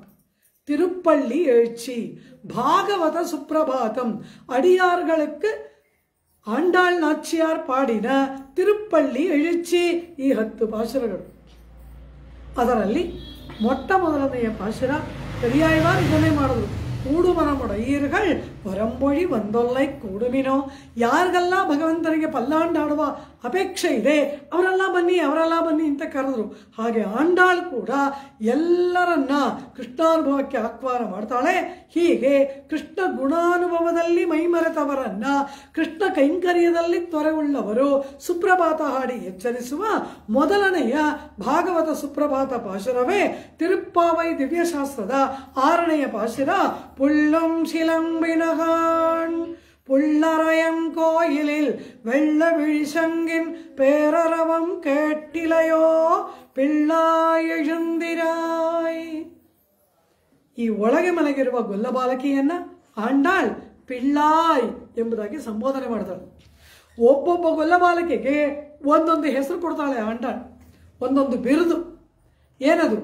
ಈಗ ಈ ಪಾಶುರದಲ್ಲಿರುವ ನಾಯಿಕಾ ಗೊಲ್ಲಬಾಲಿಕ ಅವಳನ್ನು ಆಂಡಾಳ್ ಪಿಳ್ಳಾಯ್ ಎಂಬುದಾಗಿ ಸಂಬೋಧನೆ ಮಾಡ್ತಾಳೆ. ಅವಳ ಮನೆ ಬಾಗಿಲಲ್ಲಿ ಹೋಗಿ ನಿಂತ್ಕೊಂಡ್ರು. ಅಮ್ಮ, ಕೃಷ್ಣಾನುಭವಕ್ಕೆ ವೇಳೆಯಾಯಿತಲ್ಲವ, ಇನ್ನೂ ಮಲಗಿರುವುದಾ? ಎದ್ದು ಬರೋಣವಾಗಲಿ ಎಂಬುದಾಗಿ ಅವಳನ್ನು ಕರೀತಾರೆ. ಅವಳು ಹೇಳ್ತಾಳೆ, ಪ್ರಾತಃ ಕಾಲ ಆದ್ರಲ್ವಾ ಎದ್ದು ಬರೋದು, ಇನ್ನು ಬೆಳಗಿನ ಜಾವನೇ ಆಗಿಲ್ಲ. ವ್ರತಕ್ಕೆ ಸಕಾಲ ಬರಬೇಕು. ಯಾವ್ಯಾವುದೋ ಅಪರಾತ್ರಿಗಳೆಲ್ಲ ವ್ರತ ಮಾಡ್ತಾರ. ಇವಾಗ ಇವರು ವ್ರತವನ್ನು ತಾನೇ ಮಾಡ್ತಾ ಇದ್ದಾರೆ ಎಂಬಾವಾಯ್ ಅಂತ. ವ್ರತಾಚರಣೆಯನ್ನ ಸಕಾಲದಲ್ಲಿ ಮಾಡಬೇಕು. ಯಾವ್ಯಾವುದೋ ಅಕಾಲದಲ್ಲಿ ವ್ರತವನ್ನು ಮಾಡ್ತಾರ, ಇನ್ನೂ ಪ್ರಾತಃ ಕಾಲವೇ ಆಗಿಲ್ಲ, ಎದ್ದು ಬರುವುದಾ ಗೋದೆ ಎಂದರು. ಅಮ್ಮ, ಪ್ರಾತಃ ಕಾಲ ಆಗಿದೆ ಸಖಿ, ನಾವೆಲ್ಲ ಎದ್ದು ಬಂದಿಲ್ವಾ ನೋಡೋದ್ರು. ನೀವು ಮಲಗಿದ್ರಲ್ವಾ ಎದ್ದು ಬರಕ್ಕೆ? ಮಲಗಿರೋರು ಎದ್ರೆ ಅದಕ್ಕೆ ಕಾಲ ಬಂದಿದೆ ಅಂತ ಅರ್ಥ. ರಾತ್ರಿ ಇಡೀ ಮಲಗದೇ ಇರೋರು ಅವರು ಎಚ್ಚರವಾಗಿರೋಕ್ಕೂ ಮಲಗಿರೋದಕ್ಕೂ ಏನು ವ್ಯತ್ಯಾಸ? ನೀವೆಲ್ಲ ಹೇಗಿರೋರು ಅನವರತ ಭಗವನ್ನಾಮ ಸಂಕೀರ್ತನೆ ಮಾಡ್ತಾ ಕೃಷ್ಣ ಕೃಷ್ಣ ಕೃಷ್ಣ ಎಂಬುದಾಗಿ ಹುಚ್ಚಾಗಿ ಅಲೆಯುವವರು ನೀವು ನಿದ್ರೆ ಮಾಡಿದ್ರಲ್ವಾ? மென்னடையண்ணம் பறந்து விளையாடும் வில்லிபுத்தூர் உறைவாந்தன் பொன்னடி கண்பதோர் ஆசையினால் என் பொறுகையರ್ ಕಣ್ಣಿಣೆ ತುಂಜಾ. ನಾಚ್ಯಾರ್ ತಿರುಮಳಿಯಲ್ಲಿ ಅಣ್ಣಾಳು ಹೇಳ್ತಾಳೆ, ಹಂಸಗಳು ನಡೆದಾಡುವಂತಹ ಅದ್ಭುತವಾದ ತಟಾಕಗಳಿಂದಲೂ ಉದ್ಯಾನವನಗಳಿಂದಲೂ ಕೂಡಿದಂತಹ ಶ್ರೀವಿಲ್ಲಿಪುತ್ತೂರಿನಲ್ಲಿ ಇರ್ತಕ್ಕಂತಹ ಆ ವಟಪತ್ರಶಾಹಿ ಇದನಲ್ಲ, ವಿಲ್ಲಿಪುತ್ತೂರು ಉರೈವಾನ್, ಶ್ರೀವಿಲ್ಲಿಪುತ್ತೂರಿನಲ್ಲಿ ಶಯನ ಮಾಡಿಕೊಂಡವನು ಇದಾನಲ್ಲ, ಅವನನ್ನು ಕಾಣುವ ಆಸೆಯಿಂದ ನನ್ನ ರೆಪ್ಪೆಗಳು ಮುಚ್ಚಲೇ ಇಲ್ಲ ಸಖಿ, ನನ್ನ ಕಣ್ಣು ಮುಚ್ಚಲೇ ಇಲ್ಲ ಅಂತಾಳೆ. ವಿಲ್ಲಿಪುತ್ತೂರು ಉರೈವಾನ್ ತನ್ ಪೊನ್ನಡಿ, ಅವನ ಪಾದಾರವಿಂದಗಳಿಗೆ ಕೈಂಕರ್ಯ ಮಾಡಬೇಕು, ಅದನ್ನು ಕಾಣಬೇಕು ಅಂತ ಆಸೆ ಪಟ್ಟು ಪಟ್ಟು ಎನ್ ಪೊರುಕೈಯರ್ ಕಣ್ಣಿಣೆ ತುಂಜ, ನನ್ನ ರೆಪ್ಪೆಗಳು ಮುಚ್ಚಲೇ ಇಲ್ಲ. ಈ ರೀತಿ ಪರಮಾತ್ಮನನ್ನ ಕಾಣುವುದಕ್ಕೆ ಕಣ್ಣು ರೆಪ್ಪೆ ಮುಚ್ಚದೆ ಅಲೆಯುವವರು ನೀವುಗಳು. ನೀವು ಎಚ್ಚರಗೊಂಡಿರೋದು ಒಂದು ಸಂಕೇತವ, ಪ್ರಾತಃ ಕಾಲ ಆಗಿಲ್ಲ ಅಂದ್ಬಿಟ್ಟು ಒಳಗಡೆ ಮಲಗಿರೋರು. ಆಗ ನಾವು ಬಂದಿರುವುದೋ, ನಾವು ಎಚ್ಚರಗೊಂಡಿರುವುದೋ ಪ್ರಾತಃ ಕಾಲದ ಸಂಕೇತ ಅಲ್ಲ ಅಂದುಬಿಟ್ಟೆ. ಈಗ ನಾವು ಮಾಡಿದ್ದಲ್ಲ, ತಾನಾಗಿ ಪ್ರಕೃತಿಯಲ್ಲಿ ಕೆಲವು ಬದಲಾವಣೆಗಳು ಏರ್ಪಡುತ್ತೆ. ಸೂರ್ಯೋದಯ ಆದರೆ ಪ್ರಕೃತಿಯಲ್ಲಿ ಕೆಲವು ಮಾರ್ಪಾಡುಗಳು, ಕೆಲವು ಚಟುವಟಿಕೆಗಳು, ಕಾರ್ಯಕಲಾಪಗಳು ಏರ್ಪಡುತ್ತೆ. ಅದು ನೋಡಿದ್ರೆ ಒಪ್ಕೋತೀಯಾ? ಏನದು? ಪುಳ್ಳುಂ ಶಿಲಂಬಿನ, ಪುಳ್ಳುಂ ಪಕ್ಷಿಗಳು ಶಿಲಂಬಿನ ಗೂಡಿನಿಂದ ಹೊರಗೆ ಬಂದು ಅಲ್ಲಲ್ಲೇ ಚದುರಿವೆ. ಸೂರ್ಯನ ರಾತ್ರಿಯೆಲ್ಲ ಹಕ್ಕಿಗಳು ಗೂಡಲ್ಲಿ ಮಲಗಿರುತ್ತವೆ. ಪಕ್ಷಿಗಳಿಗೆ ಯಾವುದು ಗಡಿಯಾರ, ಯಾವುದು ಟೈಮ್ ಪೀಸು? ಸೂರ್ಯ. ಸೂರ್ಯಾಸ್ತಮ ಆದರೆ ಗೂಡಿಗೆ ಹೋಗ್ಬಿಡುತ್ತೆ, ಸೂರ್ಯೋದಯ ಆದರೆ ಗೂಡಿಂದ ಹೊರಗೆ ಬಂದ್ಬಿಡುತ್ತೆ. ಅದಕ್ಕೆ ಯಾರು ಅಲಾರಾಮ್ ಟೈಮ್ ಪೀಸೇ ಬೇಕಿಲ್ಲ, ಸೂರ್ಯನೇ ಅವುಗಳಿಗೆ ಗಡಿಯಾರ. ನಮ್ಮ ತಿರುನಾರಾಯಣಪುರಂನಲ್ಲಿ ವಿಜಯ ಮಾಡಿಸಿದ್ದ ಪೆರಿಯ ಅರಿಯರ್ ಸ್ವಾಮಿಗಳು, ಈಗಿರುವ ಶ್ರೀರಾಮ ಶರ್ಮಾರವರ ತಂದೆಯವರಾದ ಪೆರಿಯ ಅರಿಯರ್ ಸ್ವಾಮಿಗಳು ಒಂದು ಮಾತು ಹೇಳೋರು, ಪಕ್ಷಿಗಳನ್ನ ಪ್ರಾಣಿಗಳನ್ನ ನೋಡಿ ನಾವು ಟೈಮನ್ನು ಕಲ್ತ್ಕೊಳ್ಬೇಕು ಅಂತ. ಹೇಗೆ? ಸೂರ್ಯಾಸ್ತಮ ಆದರೆ ನಿದ್ರೆ ಮಾಡಿಬಿಡ್ಬೇಕು, ಸೂರ್ಯೋದಯ ಆಗುವ ಅರುಣೋದಯ ಕಾಲದಲ್ಲಿ ಏಳಬೇಕು, ಸೂರ್ಯಾಸ್ತಮ ಆದಮೇಲೆ ಎದ್ದಿರುವುದು ತಮೋಗುಣ ಅಂತ ಹೇಳೋರು. ಅವ್ರು ಹಾಗೆ ನಡ್ಕೊಂಡ್ರು. ಸೂರ್ಯಾಸ್ತಮ ಆದರೆ ಅವರು ನಿದ್ರೆ ಮಾಡಿಬಿಡೋರು. ಬೆಳಗ್ಗೆ 3 ಗಂಟೆಗೆ ಹೇಳ್ತಾ ಇದ್ರು ಅರುಣೋದಯ ಕಾಲದಲ್ಲಿ. ಅದವರ ದಿನಚರಿ. ಅದು ಪ್ರಕೃತಿ ಕೊಟ್ಟ ಗಡಿಯಾರ ಸೂರ್ಯ ನಮಗೆ. ನಾವಿವಾಗ ಅದನ್ನೆಲ್ಲ ತೆಗೆದುಬಿಟ್ವಿ, ನಮಗೆ ಬೇಕಾದ ಹಾಗೆ ಸ್ವೇಚ್ಛೆಯಿಂದ ನಾವಿದ್ದೀವಿ. ಆದ್ರಿಂದ ಅನಾರೋಗ್ಯ, ವ್ಯಾಧಿ, ಆದಿ ಏನೇನು ಬರಬಾರ್ದೋ ಅದೆಲ್ಲ ಬರ್ತಾ ಇದೆ. ಆ ರೀತಿ ಆ ಪಕ್ಷಿಗಳು ಎಚ್ಚೆತ್ತುಕೊಂಡು ಗೂಡಿನಿಂದ ಹೊರಗೆ ಬಂದಿದೆ ಅಂದ್ರೆ ಏನರ್ಥ? ಸೂರ್ಯೋದಯವಾಗಿದೆ ಅಂತ ಅರ್ಥ. ಅರುಣೋದಯ, ಸೂರ್ಯೋದಯವಾಗುವುದಕ್ಕೂ ಮುನ್ನ ಸ್ವಲ್ಪ ಆಕಾಶದಲ್ಲಿ ಕೆಂಪು ಮೂಡುತ್ತಲ್ಲ, ಆಗಲೇ ಪಕ್ಷಿಗಳೆಲ್ಲ ಗೂಡಿಂದ ಹೊರಗೆ ಬಂದ್ಬಿಡುತ್ತೆ. ಪುಳ್ಳುಂ, ಪುಳ್ಳಂದ್ರೆ ಪಕ್ಷಿ, ಪುಳ್ಳುಂ ಪಕ್ಷಿಗಳು ಶಿಲಂಬಿನ ಗೂಡಿನಿಂದ ಹೊರಗೆ ಬಂದು ಚದರಿವೆ. ಕಾಣಂತಾಳೆ. ಕಾಣಂದ್ರೇನು? ಒಳಗಡೆ ಮಲಕೊಂಡು ಕಥೆ ಕೇಳಬೇಡ, ಹೊರಗಡೆ ಎದ್ದು ಬಂದು ನೋಡು. ನೋಡ್ಬೇಕಾದ್ರೆ ಎದ್ದು ಬರಬೇಕು, ಅದರಿಂದ ಎದ್ದು ಬಾ. ಪುಳ್ಳುಂ ಶಿಲಂಬಿನಗಾಣ್. ಆಗ ಒಳಗೆ ಮಲಗಿದವಳು ಹೇಳ್ತಾಳೆ, ಅಮ್ಮ, ಆ ಮಲಗಿರೋ ಪಕ್ಷಿಗಳನ್ನ ಎಚ್ಚರಗೊಳಿಸೋಕ್ಕೆ ನೀವಿದ್ದೀರಲ್ಲ, ನೀವು ಹಗಲೂ ರಾತ್ರಿ ಕೃಷ್ಣನಾಮ ಸಂಕೀರ್ತನೆ ಮಾಡಿ ನೀವು ಹೀಗೆ ಇಲ್ಲಿ ತಿರುಗ್ತಾ ಇದ್ದೀರಾ, ನಿಮ್ಮ ಕೃಷ್ಣನಾಮ ಸಂಕೀರ್ತನೆಯನ್ನು ಕೇಳಿ ಅವುಗಳು ಎದ್ದಿದೆ. ಪ್ರಾತಃ ಕಾಲ ಆಯಿತು ಅಂತ ಎದ್ದಿಲ್ಲ, ನಿಮ್ಮ ಈ ಶಬ್ದ ಕೋಲಾಹಲವನ್ನು ಕೇಳಿ ಆ ಪಕ್ಷಿಗಳು ಎದ್ದಿದೆ. ಶ್ರೀವಿಲ್ಲಿಪುತ್ತೂರಿನಲ್ಲಿ ಪಕ್ಷಿಗಳೆಲ್ಲ ಏನು ಮಾಡುತ್ತೆ ಎಂದರು. ಶ್ರೀವಿಲ್ಲಿಪುತ್ತೂರಿನಲ್ಲಿ ಇರ್ತಕ್ಕಂತಹ ಗುಬ್ಬಚ್ಚಿಗಳು, ಸ್ಪ್ಯಾರೋ, ಆ ಗುಬ್ಬಚ್ಚಿಗಳೆಲ್ಲ ಏನು ಮಾಡುತ್ತಂತೆ? காலேழந்திருந்து கரிய குருவிக்கணங்கள் மாலின் வரவு சொல்லி மருள் பாடுதல் மெய்மை கொலோ சோலைமலை பெருமான் ತುವರಾಪದಿ ಎಂಬೆರುಮಾನ್. ಆ ಪಕ್ಷಿಗಳು ಪುಟ್ಟ ಪುಟ್ಟ ಗುಬ್ಬಚ್ಚಿಗಳೆಲ್ಲ ಪ್ರಾತಃ ಕಾಲದಲ್ಲಿ ಎದ್ದು ನಾರಾಯಣ, ಕೇಶವ, ಗೋವಿಂದ, ತಿರುಮಾಲಿರಂ ಶೋಲಯಾನೆ ಎಂಬುದಾಗಿ ಆ ಪಕ್ಷಿಗಳೆಲ್ಲ ಹೇಳ್ತಾ ಇದೆಯಂತೆ. ಪಕ್ಷಿಗಳು ಇದೆಲ್ಲ ಹೇಳುತ್ತವಾ? ಹೇಗೆ ಅಂದ್ರು, ಆಂಡಾಳಳ ಪ್ರಭಾವದಿಂದ ಇಡೀ ಪ್ರಕೃತಿಯೇ ಪರಮಾತ್ಮ ನಾಮಸ್ಮರಣೆ ಮಾಡೋ ಹಾಗೆ ಆಗೋಯ್ತಂತೆ. ಇವಳು ಯಾವಾಗಲೂ ನಾರಾಯಣ, ಕೃಷ್ಣ, ಗೋವಿಂದ, ಕೇಶವ ಅಂತ ಹೇಳಲ್ವಾ? ಕೇಳಿ ಕೇಳಿ ಕೇಳಿ ಅವುಗಳೆಲ್ಲವೂ ಕಾಲ ಎಡಂದಿருந்து ಕರಿಯ ಕುರುವಿ ಕಣಂಗಳ್ ಪುಟ್ಟ ಪುಟ್ಟ ಆ ಗುಬ್ಬಚ್ಚಿ ಗುಂಪುಗಳೆಲ್ಲವೂ ಕೂಡ ಮಾಲಿನ್ ವರವು ಸೊಲ್ಲಿ ಪರಮಾತ್ಮನಿಗೆ ಸುಪ್ರಭಾತವನ್ನ ಗಾನ ಮಾಡುತ್ತೆ ಅಂತ ಹೇಳದವ. ಆ ರೀತಿ ನೀವಿರುವ ಸ್ಥಳದಲ್ಲಿ ಪಕ್ಷಿಗಳು ಹೇಳಕ್ಕೆ ಏನ್ ಮಾಡಬೇಕು? ಅದು ಎದ್ದಿದೆ, ಪ್ರಾತಃ ಕಾಲ ಆಗಿಲ್ಲ. ಇನ್ ಏನ್ ಹೇಳಿ ಇವಳನ್ನ ಎಬ್ಸೋದು? ಸರಿ, ಪಕ್ಷಿಗಳನ್ನ ಬಿಟ್ಬಿಡು, ಮನುಷ್ಯರ ನಡವಳಿಕೆ ಹೇಳ, ಹಾಗಾದ್ರೂ ಒಪ್ಕೊಳ್ತೀಯಾ? ಏನದು? ಪುಳ್ಳರಯಂಕೋಯಿಲಿಲ್ வெள்ள விழிசங்கின் பேரரவம் ಕೆಟ್ಟಿಲಯೋ. ಆ ಧ್ವನಿ ಎಷ್ಟು ಚೆನ್ನಾಗಿದೆ ನೋಡಿ. ಆ ಪಾಶದಲ್ಲಿರೋ ಧ್ವನಿ ಹಿಡಿಬೇಕು, ಪದಗಳಲ್ಲ. ಪದಗಳ ಒಳಗೆ ಇದೆಯಲ್ಲ, ಹೇಳುವ ಸ್ಟೈಲ್ ಇದೆಯಲ್ಲ, ಅದು ಬೇಕು. ಇದು ನೋಡು, ಪುಳ್ ಅಂದ್ರೆ ಪಕ್ಷಿ, ಪುಳ್ ಪಕ್ಷಿಯ ಅರಯನ್, ಅರಯನ್ ಅಂದ್ರೆ ಅರಸ, ರಾಜ, ಒಡೆಯ ಎಂಬುದಾಗಿ ಅರ್ಥ. ಪುಳ್ ಪಕ್ಷಿ, ಅರಯನ್ ಪಕ್ಷಿಗಳ ಒಡೆಯನಾದವನು. ಅವನು ಯಾರು? ಗರುಡ. ಗರುಡನಿಗೆ ಕೋ ಸ್ವಾಮಿ, ಅವನು ಯಾರು? ಶ್ರೀಮನ್ನಾರಾಯಣ. ಪುಳ್ ಅರಯನ್ ಕೋ, ಪುಳ್ ಪಕ್ಷಿಗಳಿಗೆ ಅರಯನ್ ಒಡೆಯನಾದ ಗರುಡನಿಗೆ ಕೋ ಸ್ವಾಮಿಯಾದವನ ಇಲ್ ದೇವಾಲಯ ಮಂದಿರ ಪುಳ್ಳರಯನ್ ಕೋಯಿಲಿಲ್. ಪಕ್ಷಿಗಳಿಗೆ ರಾಜನಾದ ಗರುಡನಿಗೆ ಸ್ವಾಮಿಯಾದವನ ವಿಷ್ಣುವಿನ ಮಂದಿರದಲ್ಲಿ வெள்ள விழிசங்கின் பேரரவம் ಕೆಟ್ಟಿಲಯೋ. வெள்ளೈ ಬೆಳ್ಳಗಿನ ಧವಳಕಾಂತಿಯಿಂದ ಕೂಡಿದ ವಿಳಿಸಂಗಂ ಎಲ್ಲರನ್ನ ಎಚ್ಚರಿಸುವ, ಕರೆಯುವುದು. ವಿಳಿಕಿರಾನ್ ಅಂದ್ರೆ ಕರೆಯೋದು, ನೋಡೋದು ಅಂತ ಅರ್ಥ. ಎಲ್ಲರನ್ನ ಎಚ್ಚರಿಸಿ ಕರೆಯತಕ್ಕಂತಹ ದೇವಾಲಯದಲ್ಲಿ ಪೂಜಾ ವೇಳೆ ಪ್ರಾರಂಭ ಆಗಿದೆ, ಎಲ್ಲರೂ ಬನ್ನಿ ಬನ್ನಿ ಅಂತ ಕರೆಯುವುದಕ್ಕಾಗಿ ಮೊಳಗಿಸಲ್ಪಟ್ಟಂತಹ ಶಂಖದ ಪೇರರವ, ಅತಿ ದೊಡ್ಡ ಶಬ್ದ ನಿನಗೆ ಕೇಳಲಿಲ್ಲವಾ ಸಖಿ? ಬರೀ ಮೆಲ್ಲಗೆ ಶಂಖ ಊದ್ತಾ ಇಲ್ಲ, ಊರಲ್ಲಿರೋರೆಲ್ಲ ಎದ್ದು ಬರಬೇಕು ದೇವಸ್ಥಾನಕ್ಕೆ, ಅದಕ್ಕಾಗಿ ಜೋರಾಗಿ ಶಂಖನಾದ ಮಾಡ್ತಾರಂತೆ. ಪೇರರವಂ ಕೆಟ್ಟಿಲಯೋ. ಈಗ ಇದರಿಂದ ಏನು ಗೊತ್ತಾಗುತ್ತೆ? ಪ್ರಾತಃ ಕಾಲದಲ್ಲಿ ಬ್ರಾಹ್ಮ ಮುಹೂರ್ತದಲ್ಲಿ ನಮ್ಮ ಹಿಂದೂ ದೇವಾಲಯಗಳಲ್ಲಿ, ಅಂದರೆ ಎಲ್ಲ ದೇವಾಲಯಗಳಲ್ಲಿ ಬೆಳಗಿನ ಜಾವದಲ್ಲಿ ಮಂಗಳಕರವಾದ ಶಬ್ದಗಳು ಮೊಳಗುತ್ತಾ ಇತ್ತು ಅನ್ನೋದು ಗೊತ್ತಾಗುತ್ತೆ. ಈಗ ನಮ್ಮ ದೇವಾಲಯಗಳಲ್ಲಿ ಏನೂ ಇಲ್ಲ, ಬೇರೆ ಎಲ್ಲ ಕಡೆ ಮೈಕ್ ಹಾಕಿ ಏನೇನೋ ಬರ್ತಾ ಇರುತ್ತೆ ಬೆಳಗಿನ ಜಾವ, ಅದೆಲ್ಲ ಕೇಳ್ತಾ ಇರ್ತೀವಿ ನಾವು. ಅದು ಪರಮಾತ್ಮನ ಪ್ರಾರ್ಥನೆನೇ. ಆದರೆ ನಮ್ಮ ದೇವಾಲಯಗಳಲ್ಲಿ ಎಲ್ಲ ನಿಂತು ಹೋಯ್ತಲ್ಲವ. ಆಂಡಾಳು ಹೇಳ್ತಾಳೆ, ಬೆಳಗಿನ ಜಾವದಲ್ಲಿ ಪೇರರವಂ, ಅತಿ ದೊಡ್ಡ ಶಬ್ದದಿಂದ ಭಕ್ತಾದಿಗಳನ್ನು ಎಚ್ಚರಿಸುವ ಆ ಮಂಗಳಕರವಾದ ಶಬ್ದ ಮೊಳಗ್ತಾ ಇತ್ತು ಅಂತ.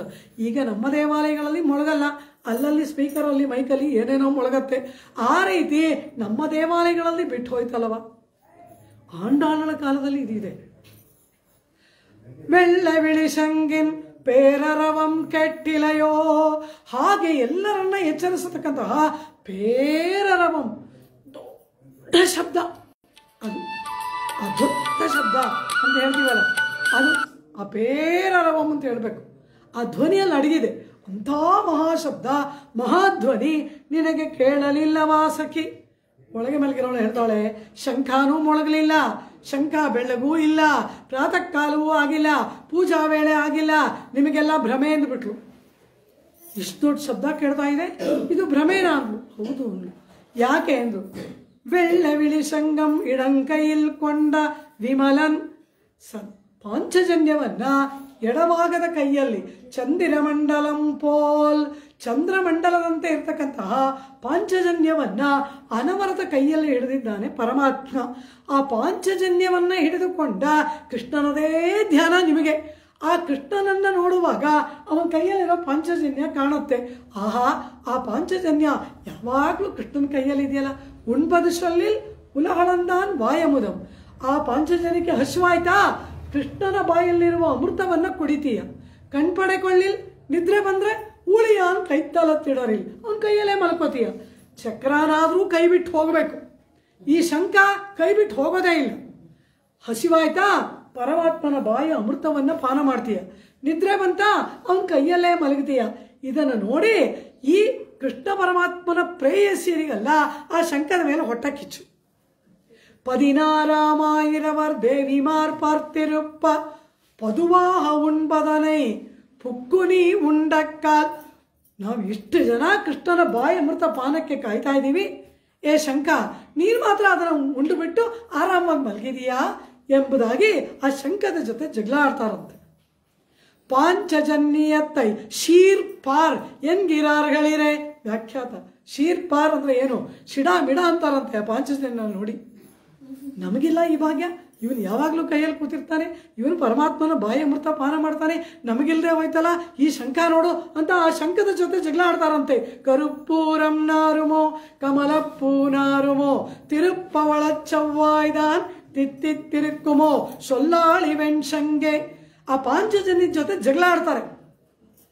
ಹೀಗೆ ಅನವರತ ಆ ಕೃಷ್ಣನ ಕೈಯಲ್ಲಿರುವ ಪಾಂಚಜನ್ಯವನ್ನು ಹಿಡಿದ ಕೃಷ್ಣ, ಇದರದೇ ಧ್ಯಾನ ನಿಮಗೆ. ಆದ್ರಿಂದ ಆ ಪಾಂಚಜನ್ಯವನ್ನು ನೋಡ್ತಾ ಅದು ಮೊಳಗ್ತಾ ಇದೆ ಅಂತ ನಿಮಗೆ ಭ್ರಮೆ ಆಗ್ತಿದೆ. ಎಲ್ಲಿಯೂ ಶಂಖ ಮೊಳಗಿಲ್ಲ ಅಂದ್ಬಿಟ್ರು ಒಳಗಿರೋಳು. ಆಯ್ತಾ, ಹೇಳಿದ ಲಕ್ಷಣ ಎಲ್ಲ ಹೋಯ್ತು. ಪಕ್ಷಿಗಳು ಎದ್ದಿದೆ, ಅದನ್ನು ಒಪ್ಪಲಿಲ್ಲ. ನಾವು ಬಂದಿದ್ದೀವಿ, ಅದನ್ನು ಒಪ್ಪಲಿಲ್ಲ. ಶಂಖ ಮೊಳಗ್ತಾ ಇದೆ, ಅದಿಲ್ಲ ಅಂದ್ಬಿಟ್ಲು. ಇನ್ನು ಏನು ಹೇಳಿ ಇವಳನ್ನು ಎಚ್ಚರಿಸೋದು? ಹೀಗೆಲ್ಲ ಹೇಳಿದ್ರೆ ಹೇಳಲ್ಲ. ಕೃಷ್ಣನಿಗೆ ಆಪತ್ತು ಅಂದ್ರೆ ಅಯ್ಯೋ ಏನಾಗ್ಬಿಡ್ತು ಅಂತ ಭಯಪಟ್ಟು ಹೊರಗೆ ಬರ್ತಾಳೆ. ತುಣುಕ್ಕೆನ ಇಳಂದಿರಾರ್ಗಳಿರೆ. ವ್ಯಾಖ್ಯಾನ ಪಂಕ್ತಿ ಛಟ್ ಅಂತ ಎದ್ದು ಬರ್ತಾರಂತೆ. ಅದಕ್ಕಾಗಿ ಕೃಷ್ಣನಿಗೆ ಆಪತ್ತು ಅಂತಾಳೆ. வெள்ள விழிசங்கின் பேரரவம் கெட்டிலையோ பிள்ளாய் எழுந்திராய்.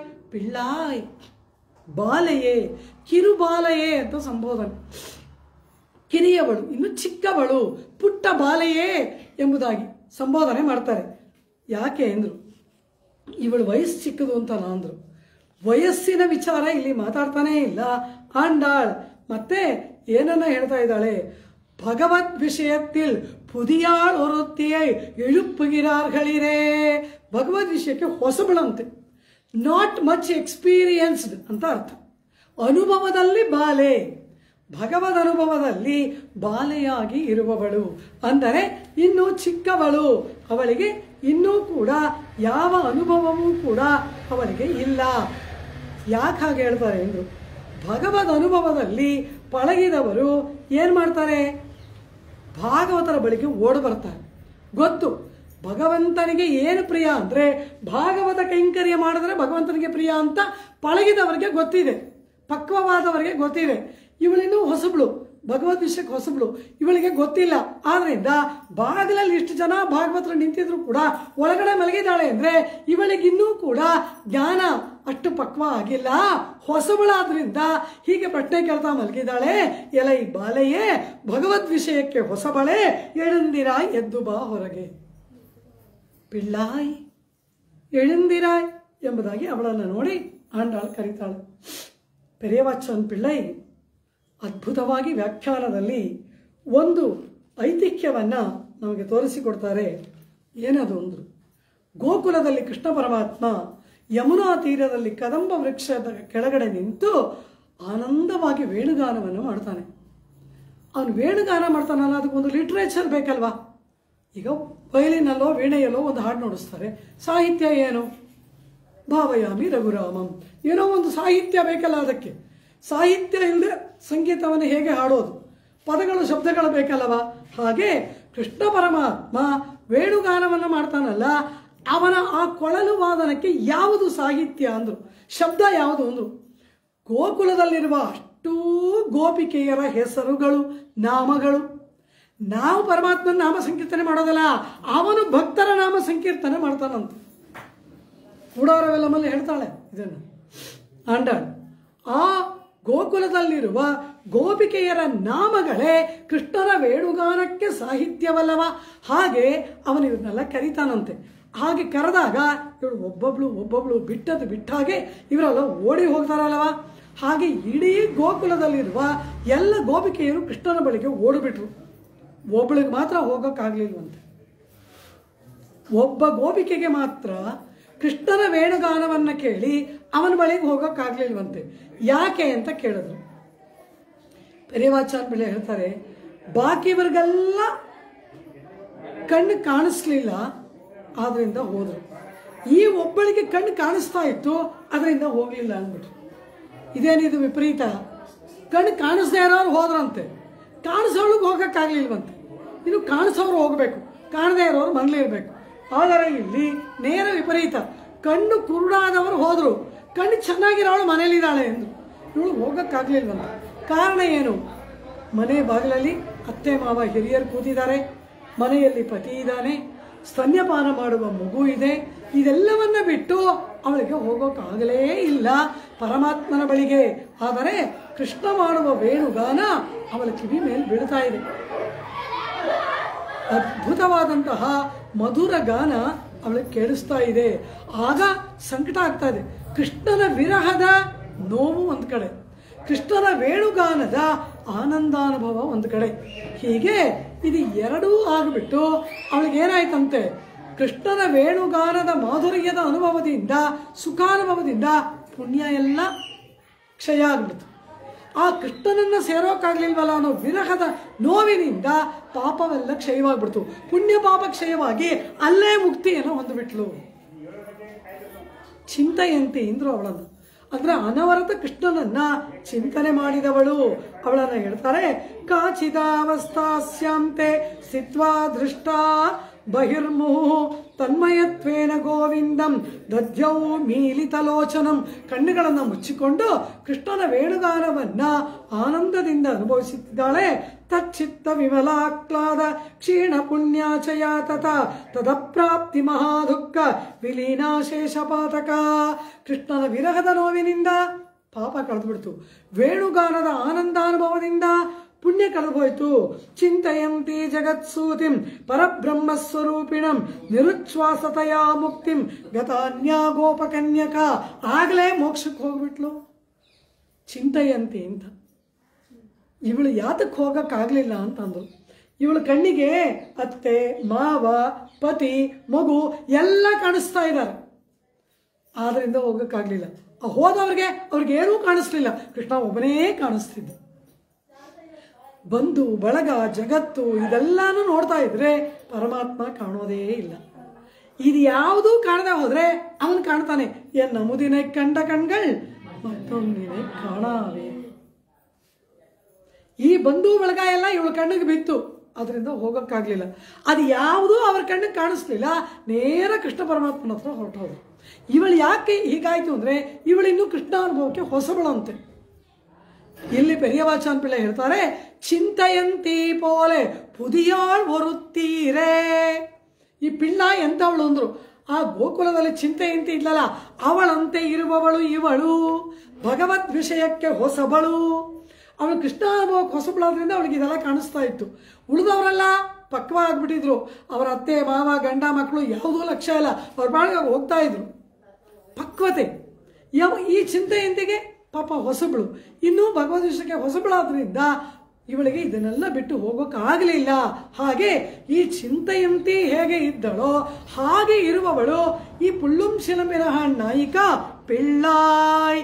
ಚಿಂತೆಯಂತಿ ಪೋಲೆ ಪುದಿಯಾಳ್ ಬರುತ್ತೀರೇ. ಚಿಂತೆಯಂತಿ ಹಾಗೆ ಹೊಸಬಳಂತೆ ಇವಳು. ಪೆರಿಯವಾಚಾನ್ ಪಿಳ್ಳ ವ್ಯಾಖ್ಯಾನ ಎಲ್ಲಿಂದ ಎಲ್ಲಿಗೆ ಹೇಳ್ತಾರೆ. ಅಂತಹ ಅವಳನ್ನು ನೋಡಿ ಎಳಂದಿರಾಯ್ ಅಂತಾಳೆ ಆಂಡಾಳ್.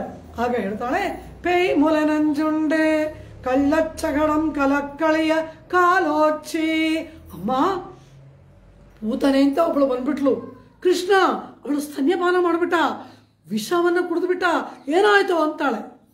ಹಾ, ಕೃಷ್ಣ ವಿಷಪ್ರಾಶನ ಮಾಡಿಬಿಟ್ನ ಎಂಬುದಾಗಿ ಅವಳು ಹೊರಗೆ ಎದ್ದು ಓಡಿ ಬರಲಿ ಎಂಬುದಕ್ಕಾಗಿ ಕೃಷ್ಣನಿಗೆ ಆಪತ್ತು ಎಂಬುದಾಗಿ ಹೇಳ್ತಾರೆ. ಆದರೆ ಒಳಗೆ ಮಲಗಿರೋಳು ಏನು ಹೇಳಿದ್ಲು, ಅದೆಲ್ಲ ಹಳೆ ಕಥೆ ಎಂದ್ಲು. ಕೃಷ್ಣ ಸ್ತನ್ಯಪಾನವನ್ನು ಮಾಡಿಬಿಟ್ಟ. ಕೇವಲ ಸ್ತನ್ಯಪಾನವನ್ನು ಮಾತ್ರ ಮಾಡಲಿಲ್ಲ ಅವನು, ಆ ಪೂತನಿಯ ಪ್ರಾಣವನ್ನೂ ಕೂಡ ಪಾನ ಮಾಡಿಬಿಟ್ಟ. ಸ್ತನ್ಯೇನ ಕೃಷ್ಣ ಸಹ ಪೂತನಾಯ ಪ್ರಾಣಾರ್ಪಪೌ ಪುನರ್ಭವಾಯ. ಆ ಕೃಷ್ಣ ಪೂತನೆಯ ಆ ಸ್ತನದಲ್ಲಿ ಬಾಯನ್ನ ಇಟ್ಟು ಆ ವಿಷವನ್ನ ಕುಡಿದನಲ್ಲವ, ಅವನ ಪಾಪ ಪೂತನೆಯನ್ನು ಕೊಲ್ಲಬೇಕು ಅಂತ ಮಾಡಲಿಲ್ವಂತೆ. ಅವನ ಹಾಲನ್ನು ಕುಡಿಯೋ ಹಾಗೆ ಕುಡ್ದ, ಅವಳಿಗೆ ಪ್ರಾಣ ಹೋಗ್ಬಿಡ್ತು ಅಂದ. ಹೇಗೆ ಅಂದರು, ಸ್ವಲ್ಪ ಜೋರಾಗಿ ಕುಡಿದನಂತೆ, ಪ್ರಾಣನೂ ಬಂದ್ಬಿಡ್ತಂತೆ, ನಾನೇನು ಮಾಡಲಿ ಅಂತಾನಂತೆ ಕೃಷ್ಣ. ಯಾಕಾಗೆ ಎಂದ, ಸ್ತನ್ಯಂ ತದ್ವಿಷ ಸಮ್ಮಿಶ್ರಂ ರಸ್ಯಮಾಸಿ ಜಗದ್ಗುರೋಹೋ. ಆ ಪೂತನೆ ತನ್ನ ವಕ್ಷಸ್ಥಳದಲ್ಲಿ ತುಂಬಿಕೊಂಡು ಬಂದ ಆ ವಿಷ ಅವನಿಗೆ ಪರಮ ರಸಭರಿತವಾಗಿ ಇತ್ತಂತೆ. ಯಶೋದೆ ಕೊಟ್ಟ ಕ್ಷೀರಕ್ಕಿಂತ ಸ್ತನ್ಯಕ್ಕಿಂತ ಪೂತನೆ ಕೊಟ್ಟ ಸ್ತನ್ಯ ಬಹಳ ಸವಿಯಾಗಿ ಇತ್ತಂತೆ. ಸ್ತನ್ಯಂ ತದ್ ವಿಷ ಸಮ್ಮಿಶ್ರಂ, ವಿಷದಿಂದ ಮಿಶ್ರಣವಾದ ಪೂತನೆ ಕೊಟ್ಟ ಸ್ತನ್ಯ ಬಹಳ ರಸಮಯವಾಗಿತ್ತಂತೆ ಕೃಷ್ಣನಿಗೆ. ಕಾರಣ ಏನು ಅಂದರು, ವಿಷವನ್ನು ಕೊಟ್ಟವಳಿಗೆ ಪರಮಾತ್ಮ ಏನು ಕೊಟ್ಟ, ಮುಕ್ತಿಯನ್ನು ಕೊಟ್ಟ. ಪೂತನ ವಧೆ ಅಲ್ಲ, ಪೂತನ ಮೋಕ್ಷ. ಪೂತನಿಗೆ ಆ ಪೂತನೆ ಪ್ರಾಣವನ್ನು ಬಿಟ್ಟು ಹಾಗೆ ಬಿದ್ದಿರ್ತಾಳೆ. ಆ ಮಥುರಾ ನಗರಕ್ಕೆ ಹೋಗಿದ್ದ ಗೋಕುಲದ ಪುರುಷರೆಲ್ಲ ಹಿಂತಿರುಗಿ ಬರ್ತಾರೆ, ನೋಡಿದ್ರೆ ಒಂದು ದೊಡ್ಡ ಭೂತ ಹಾಗೆ ಸತ್ತು ಬಿದ್ದಿದೆ ಗೋಕುಲದಲ್ಲಿ. ಅದಕ್ಕೆ ಸಂಸ್ಕಾರ ಮಾಡೋದು ಹೇಗೆ ಅವಳ ಶವವನ್ನು ಹೊತ್ಕೊಂಡು ಹೋಗೋದು? ಊರ ಆಚೆ ದೊಡ್ಡ ಅಗ್ನಿಯನ್ನು ಒಡ್ಡದ್ರಂತೆ, ಚಿತೆಯನ್ನು ಒಡ್ಡಿ ಇವಳ ಕೈ ಕಾಲು ತಲೆ ಎಲ್ಲ ಒಂದೊಂದಾಗಿ ಕತ್ತರಿಸಿ ತೆಗೆದುಕೊಂಡು ಹೋಗಿ ಆ ಅಗ್ನಿಯಲ್ಲಿ ಹಾಕ್ತಾ ಇದ್ದಾರೆ. ಹಾಗೆ ಆ ಪೂತನೆಯ ಅಂಗಾಂಗಗಳನ್ನು ಸುಟ್ಟಾಗ ಶ್ರೀಗಂಧವನ್ನು ಸುಟ್ಟ ಪರಿಮಳ ಬರ್ತಾ ಇದೆ. ಎಲ್ಲ ಕಡೆ ದಿವ್ಯವಾದ ಪರಿಮಳ ಬಂತು. ಕಾರಣ ಏನು? ಕೃಷ್ಣ ಪಾದ ಸ್ಪರ್ಶ ಅವಳ ಶರೀರಕ್ಕಾಗಿದೆ. ಅವಳ ವಕ್ಷಸ್ಥಳದಲ್ಲಿ ಬಾಯಿ ಇಟ್ಟಿದ್ದಾನೆ, ಅವಳ ಮೇಲೆ ಏರಿದ್ದಾನೆ ಕೃಷ್ಣ ಪರಮಾತ್ಮ. ಇವಳು ಯಾರು ಅಂದ್ರು, ಈ ಪೂತನೆ ಯಾರು ಅಂದ್ರು,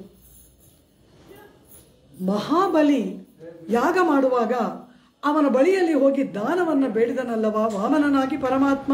ಆ ಪುಟ್ಟ ವಾಮನ ಬಂದು ಬಾಗಿಲಲ್ಲಿ ನಿಂತು ಮಾಬಲಿ ಮೂವಡಿ ಮಂಟ ಅಂತ ಕೇಳಿದಾಗ ಆ ಮಹಾಬಲಿಯ ಮಗಳು ರತ್ನಮಾಲಾ ಎಂಬುದಾಗಿ. ಆ ರತ್ನಮಾಲಾ ಪಕ್ಕದಲ್ಲಿ ಕೂತಿರ್ತಾಳೆ. ಈ ಮುದ್ದಾದ ವಾಮನನನ್ನು ನೋಡ್ತಾಳಂತೆ. ಏನು ಮುದ್ದಾಗಿದೆ ಈ ಮಗು, ಇಂಥ ಒಂದು ಮಗು ನನಗಿಲ್ವಲ್ಲ ಅನ್ಕೋತಾಳಂತೆ. ಆ ರತ್ನಮಾಲೆಯೇ ಪೂತನ. ಇದೆಲ್ಲ ಕೃಷ್ಣೋಪನಿಷತ್ ಅಂತಿದೆ, ಅದರಲ್ಲಿ ಇದೆಲ್ಲ ರಹಸ್ಯಗಳೆಲ್ಲ ಹೇಳ್ತಾರೆ. ಅವಳು ಪರಮಾತ್ಮನನ್ನ ಮಗುವಾಗಬೇಕು ಅಂತ ಬಯಸಿದ್ಲು, ಪರಮಾತ್ಮನಿಗೆ ಸ್ತನ್ಯಪಾನ ಮಾಡಿಸ್ಬೇಕು ಅಂತ ಆಸೆಪಟ್ಲು ವಾಮನನನ್ನ ನೋಡಿ. ಆದರೆ ಅವಳು ದಾನವ ಕುಲದಲ್ಲಿ ಹುಟ್ಟಿದ್ರಿಂದ ಈಗ ರಾಕ್ಷಸಿಯಾಗಿ ಹುಟ್ಟಿ ಪರಮಾತ್ಮನ ಪಾದಸ್ಪರ್ಶದಿಂದ ಮುಕ್ತಿಯನ್ನು ಪಡೆದಳು. ಪೇಯ್ ಮುಲೈ ನಂಜು ಉಂಡು, ಪೇಯ್ ಪೂತನಿಯ, ಮುಲೈ ವಕ್ಷಸ್ಥಳದಲ್ಲಿ ಇದ್ದಂತಹ ನಂಜು ವಿಷವನ್ನ ಉಂಡ ಅಂತ ಗೋಟಿ ಹೊರಗಡೆಯವರು ಹೇಳ್ತಾರೆ. ಇವಳೇನು ಹೇಳೋದು, ಪೂತನ ಮೋಕ್ಷಕ್ಕೆ ಹೋದ್ಲು. ಅದ್ಯಾಕೆ ಕೃಷ್ಣನಿಗೆ ಅಷ್ಟಿಷ್ಟ ಆಯಿತು ಅಂದರು, ಆ ಪೂತನೆ ಅದು ವಿಷವೋ ಅದು ಅಮೃತವೋ ಅದು ನೀರೋ ಅದು ಏನಾದರೂ ಆಗಿರಲಿ, ಪೂತನ ವಕ್ಷಸ್ಥಳದಲ್ಲಿ ವಿಷವನ್ನು ತುಂಬಿಕೊಳ್ಳುವಾಗ ಕೃಷ್ಣನಿಗೇ ಕೊಡಬೇಕು ಅಂತ ತಂದಳಂತೆ. ಅನನ್ಯಾರ್ಹತ್ವ, ಬೇರೆಯವರಿಗೆ ಅಲ್ಲ, ಅದು ಅವನಿಗೇ ಮೀಸಲು. ಆ ಅನನ್ಯಾರ್ಹತ್ವ ಅನ್ನೋದು ಇದೆ ನೋಡಿ, ಅದು ಆತ್ಮನ ಲಕ್ಷಣ, ಅದು ಆತ್ಮನ ಗುಣ. ಅನನ್ಯಾರ್ಹರಾಗಿರುವುದೇ ಪರಮಾತ್ಮನಿಗೆ ಆತ್ಮನ ಪ್ರಧಾನ ಲಕ್ಷಣ. ಆ ರೀತಿ ಕೃಷ್ಣನಿಗೇ ಕೊಡಬೇಕು ಅಂತ ಅನನ್ಯಾರ್ಹವಾಗಿ ತಂದಳಲ್ಲವ, ಅದು ಅವನಿಗೆ ರಸ್ಯಮಾಸೀತ್, ಬಹಳ ರಸವಾಗಿತ್ತಂತೆ. ಹಾಗೆ ಮೋಕ್ಷವನ್ನು ಕೊಟ್ಟನಲ್ಲವ. ಈ ಪೂತನೆಯ ಸ್ತನ್ಯಪಾನವನ್ನ ಕೃಷ್ಣ ಮಾಡಿದ ಅಂತ ಹೇಳಿದವರಿಗೆ ಸ್ತನ್ಯಪಾನ ಮಾಡೋ ಭಾಗ್ಯನೇ ಬರೋಲ್ವಂತೆ. ಅಂದರೆ ಏನರ್ಥ, ಅವ್ರು ಮತ್ತೆ ಹುಟ್ಟೋದೇ ಇಲ್ಲ ಅಂತ ಅರ್ಥ. ಹುಟ್ಟಿದ್ರು ತಾನೇ ಸ್ತನ್ಯಪಾನ ಮಾಡೋದು. ಆದ್ದರಿಂದ ಅವರಿಗೆ ಮತ್ತೆ ಜನ್ಮವೇ ಇಲ್ಲ. ಪೂತನೆಯ ಸ್ತನ್ಯಪಾನವನ್ನ ಕೃಷ್ಣ ಪರಮಾತ್ಮ ಮಾಡ್ದ ಅಂದರೆ ನಾವು ಸ್ತನ್ಯಪಾನ ಮಾಡೋ ಹಾಗೆ ಮತ್ತೆ ಹುಟ್ಟೋದೇ ಇಲ್ಲ ಅಂದ್ಬಿಟ್ರು. ಅದು ನಮ್ಮ ಭಾಗ್ಯ, ಪೂತನ ಮೋಕ್ಷದ ವೈಭವ. ಹೀಗಾಯ್ತು ಅಂದರು. ಆಗ ಇದಕ್ಕಿಂತ ದೊಡ್ಡ ಆಪತ್ತು ಇನ್ನೊಂದು ಬಂತಲ್ಲ. ಇವಳು ಯಶೋದಾಕೃತಿ ರಾವಿವೇಶ, ಯಶೋದೆಯ ರೂಪದಲ್ಲಿ ಬಂದು, ಯಾಕೆ ಯಶೋದೆ ರೂಪದಲ್ಲಿ ಬಂದಳು, ಮಕ್ಕಳು ಹೊಸಬರ ಹತ್ರ ಹೋಗಲ್ಲ, ಅಳುತ್ತವೆ, ಅದಕ್ಕೆ ಯಶೋದೆ ಥರ ವೇಷ ಹಾಕ್ಕೊಂಡು ಬಂದ್ಲಂತೆ. ಆಮೇಲೆ ಅವಳ ಸ್ತನ್ಯಪಾನ ಮಾಡಿ ಅವಳ ಮೋಕ್ಷ ಆಯಿತು. ಇದಕ್ಕಿಂತ ದೊಡ್ಡ ಆಪತ್ತೇನು, ಮನೆಯಲ್ಲಿ ಯಾವುದೋ ಸಡಗರ ಸಮಾರಂಭ, ಯಶೋದೆ ಈಸ್ ವೆರಿ ಬ್ಯುಸಿ ಅವತ್ತು. ಆಗ ಮನೆ ಬಾಗಿಲಲ್ಲಿ ಒಂದು ಬಂಡಿ ನಿಂತಿತ್ತು. ಈ ಮಲಗಿರೋ ಮಗುನ ಅದ್ರ ಕೆಳಗಡೆ ಬಿಟ್ಬಿಟ್ಟು ಬಂದು ಅತಿಥಿ ಸತ್ಕಾರ ಮಾಡೋಕೆ ಯಶೋದೆ ಹೊಟ್ಟೋದ್ಲು. ಮಗುಗೆ ಎಚ್ಚರ ಆಯಿತು, ಹಸಿವಾಗ್ತಾ ಇದೆ. ಅಮ್ಮನೋ ಎಲ್ಲೋ ಓಡಾಡ್ತಾ ಇದ್ದಾಳೆ, ಅಮ್ಮ ಬರಲಿಲ್ಲ. ಕೋಪ ಬಂತಂತೆ. ಕೂಡಲೇ ಹಾಲಿಗಾಗಿ ಅತ್ತ ಮಗು ಕಾಲನ್ನು ಎತ್ತಿ ಹೀಗಂತು. ಆ ಬಂಡಿ ಚುಕ್ಕು ನೂರಾಗಿ ಹೊಡೆದು. ಶಕಟಾಸುರನನ್ನು ಕೊಲ್ಲಬೇಕು ಅಂತ ಮಾಡಲಿಲ್ಲ, ಅಮ್ಮ ಬರಲಿಲ್ಲ ಹಾಲು ಕೊಡಲಿಲ್ಲ ಅಂತ ಹಿಂಗಂದ. ಅದು ಒಡೆದೇ ಹೋಯ್ತು ಅಂತಾನೆ ಕೃಷ್ಣ. ಪೇಯ್ಮುಲೆ ನಂಜುಂಡೆ ಕಳ್ಳಚ್ಚಗಡಂ ಕಲಕ್ಕಳಿಯ ಕಾಲು ಓಚ್ಚಿ. ಕಳ್ಳಚ್ಚಗಡಂ ಅದು ಮಾಯಾಶಕಟ, ನಿಜವಾದ ಬಂಡಿ ಅಲ್ಲ, ಮೋಸದ ಬಂಡಿ. ಅದರಲ್ಲೊಬ್ಬ ಅಸುರನ ಆವೇಶ. ಕಲಕ್ಕಳಿಯ, ಕಲಕ್ಕಳಿಯ ಅಂದ್ರೇನು? ಒಂದು ಬಂಡಿ ಅಂದರೆ ಅದಕ್ಕೆ ಕೀಲೆಲ್ಲ ಇರುತ್ತೆ, ಅಲ್ಲಲ್ಲಿ ಆ ಕೀಲೆಲ್ಲ ಮುರಿದು ಹೋಗ ಹಾಗೆ ಕಾಲಿಂದ ಒದ್ದ. ಕೀಲು ಮುರಿದಿದ್ದು ಬಂಡಿಗಲ್ಲ, ರಾಕ್ಷಸನ ಕೈಕಾಲಿನ ಕೀಲೆಲ್ಲ ಮುರಿದು ಹೋಯ್ತು. ಕಳ್ಳಚ್ಚಗಡಂ ಕಲಕ್ಕಳಿಯ ಕಾಲೋಚ್ಚಿ. ಇಂತಹ ಒಂದು ಆಪತ್ತು ಬಂತಲ್ಲ ಅಂದರೆ ಆ ಶಕಟಾಸುರನಿಗೂ ಪರಮಾತ್ಮ ಶಾಪ ವಿಮೋಚನೆಯನ್ನು ಕೊಟ್ಟ ಅಂದಾಗ ಆಂಡಾಳು ಹೇಳ್ತಾಳೆ, ಅಮ್ಮ ಪೂತನ ಸ್ತನ್ಯಪಾನ ಮಾಡಿದ, ಶಕಟಾಸುರ ಭಂಜನವನ್ನು ಮಾಡಿದವನು ಅವನಿಗೀಗ ನಮ್ಮನ್ನು ಬಿಟ್ಟು ಹೊರಟೋದ್ರೆ ಏನು ಮಾಡೋದು ಅಂತಲೂ. ಎಲ್ಲಿಗೆ ಹೋಗ್ತಾನೆ? ಕಳ್ಳಚ್ಚಗಡಂ ಕಲಕ್ಕಳಿಯ ಕಾಲೋಚ್ಚಿ வெள்ளத்தரவில் துயில் ಅಮರ್ந்த ವಿತ್ತಿನೈ. வெள்ளತ್ತು ಬೆಳ್ಳಗಿನ ಕ್ಷೀರಸಾಗರದ ಮೇಲೆ ಅರವು, ಅರವು ಅಂದರೆ ಹಾವು, ಸರ್ಪ. ಆ ಬೆಳ್ಳಗಿನ ಕ್ಷೀರಸಾಗರದ ಮೇಲೆ ಅರವು ಸರ್ಪವನ್ನ, ಆದಿಶೇಷನನ್ನ ಹಾಸಿಗೆಯಾಗಿ ಹಾಸಿಕೊಂಡು ತುಯಿಲ್ ಅಮರ್ಂದ ಚೆನ್ನಾಗಿ ನಿದ್ರೆ ಮಾಡಿದಂತಹ ವಿತ್ತಿನೈ ಜಗದ್ಬೀಜಭೂತನಾದವನು. ಎಲ್ಲ ಅವತಾರಗಳು ಕೂಡ ಕ್ಷೀರಾಬ್ದಿಯಿಂದನೇ ಬರೋದು. ಎಲ್ಲ ಅವತಾರಗಳು ಕ್ಷೀರಾಬ್ದಿನಲ್ಲೇ ಮತ್ತೆ ಪರ್ಯವಸಾನ ಆಗೋದು. ಆದ್ರಿಂದ ವಿತ್ ಅಂತಾಳೆ, ಬೀಜ ಅಂತಾಳೆ. ಯಾವುದಕ್ಕೆ ಬೀಜ? ಪರಮಾತ್ಮನ ಅವತಾರಗಳಿಗೆಲ್ಲ ಬೀಜಭೂತನಾದವನು ಆ ಕ್ಷೀರಾಬ್ದಿನಾಥನಾದ ಪರಮಾತ್ಮ. ಅವನನ್ನ ಆಂಡಾಳು ಹೇಳ್ತಾಳೆ, ಆ ಮೆತ್ತಗಿನ ಹಾಸಿಗೆಯನ್ನ ಕ್ಷೀರಸಾಗರದ ನೊರೆ ಒತ್ತುತ್ತೆ ಅಂತೇಳಿ ಅದರ ಮೇಲೆ ಹಾಸ್ಕೊಂಡು ಮಲಗಿರುವವನು. வெள்ளத்தரவில் துயிலமர்ந்த ವಿತ್ತಿನೈ. ಮೆತ್ತಗೆ ಚೆನ್ನಾಗಿ ಮಲ್ಕೊಂಡಿದ್ದಾನೆ ಅಂದ್ರೆ ಏನರ್ಥ? ಈ ಪೂತನ ಮೋಕ್ಷ ಶಕಟಾಸುರ ಭಂಜನ ಎಲ್ಲ ಮಾಡಿದವನು ಇಲ್ಲೇ ಇರ್ತಾನೆ ಅಂತ ತಿಳ್ಕೊಬೇಡ, ಅಲ್ಲಿಗೆ ಹೊರಟೋಗ್ತಾನೆ.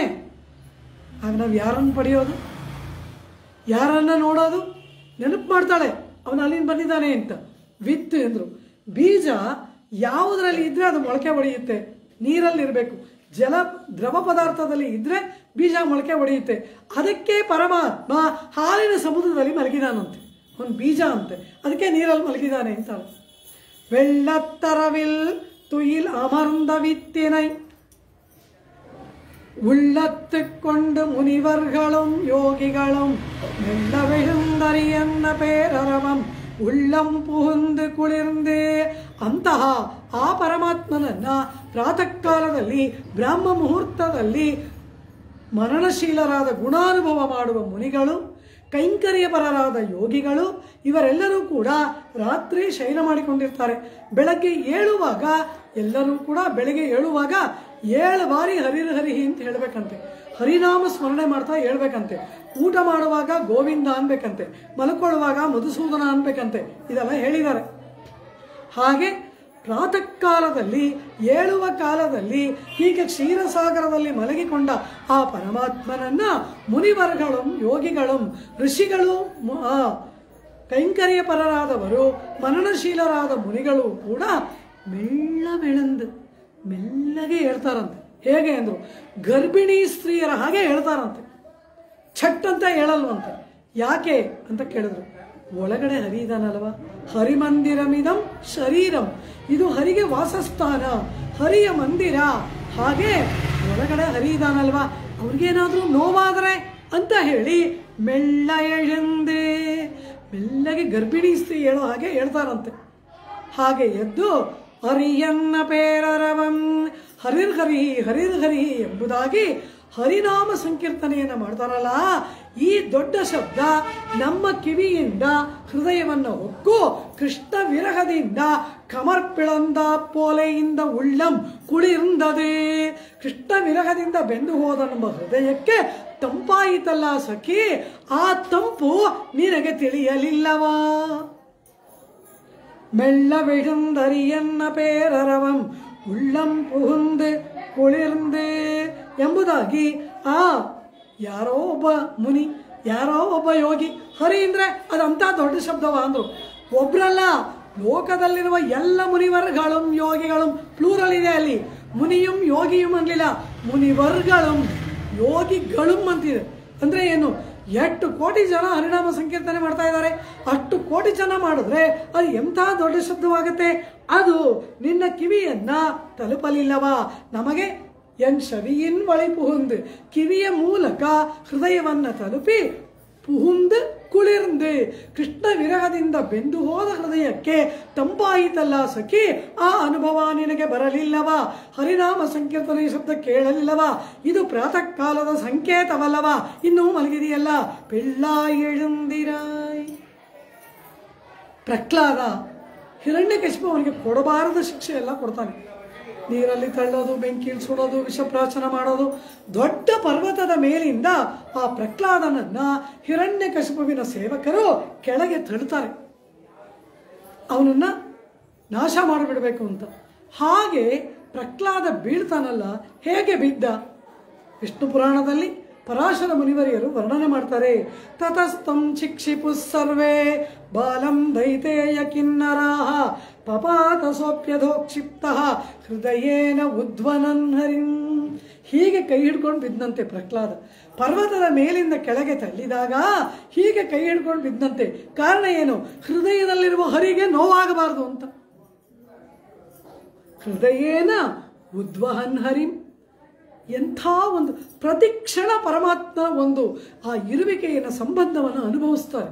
ಅದೊಂದು ಭಾಗ್ಯ. ಅನುಕ್ಷಣ ಪರಮಾತ್ಮನ ಸಂಬಂಧದ ಅರಿವು ಬರಬೇಕು. ಅವನು ಒಳಗಿದ್ದಾನೆ, ಹೊರಗಿದ್ದಾನೆ, ನನ್ನ ಜೊತೆಲೇ ಇದ್ದಾನೆ, ನನ್ನ ಜೊತೆ ಮಾತಾಡ್ತಾ ಇದ್ದಾನೆ, ನನ್ನಲ್ಲೇ ಇದ್ದಾನೆ ಅನ್ನೋ ಅರಿವು ಬರಬೇಕು, ಆ ಅನುಭವ ಬರಬೇಕು. ಅದೇ ಆಳ್ವಾರಗಳು. ಅಂಥ ಅನುಭವ ಉಳ್ಳವರು ಆಳ್ವಾರಗಳು, ಆಚಾರ್ಯರುಗಳು. ಆ ಒಂದು ಪರಿವೇ ನಮಗೆ ಅನವರ್ತ ಇದ್ದರೆ ಅದಕ್ಕೆ ಮೇಲೆ ನಮಗಿನ್ನೇನು ಬೇಡ. அந்த ಉಣರ್ವು, ಆ ಅರಿವು ಪ್ರಹ್ಲಾದನಿಗೆ. ತಾನೇ ಕೆಳಗಡೆ ಬಿದ್ದು ತನ್ನ ಪ್ರಾಣ ಹೋಗುತ್ತೋ ಏನೋ, ಆದರೆ ಕೈ ಹೇಗಿಟ್ಕೊಂಡು ಬಿಡ್ತಾನೆ, ಒಳಗಿರುವ ಹರಿಗೆ ನೋವಾಗಬಾರ್ದು ಅಂತ. ಆ ರೀತಿ ಇಲ್ಲಿ ಈ ಮುನಿಗಳು ಯೋಗಿಗಳು ಮೆಲ್ಲವೆಳೆಂದು ಕೋಮಲವಾಗಿ ಎದ್ದು ಹರಿನಾಮ ಸಂಕೀರ್ತನೆಯನ್ನು ಮಾಡ್ತಾ ಇದ್ದಾರಲ್ಲ, ಆ ನಾಮ ಸಂಕೀರ್ತನೆಯ ಶಬ್ದ ನಿನ್ನ ಕಿವಿಯನ್ನು ತಲುಪಿ ನಿನಗೆ ಆ ತಂಪಿನ ಅನುಭವ ಆಗಲಿಲ್ಲವಾ ಸಖಿ?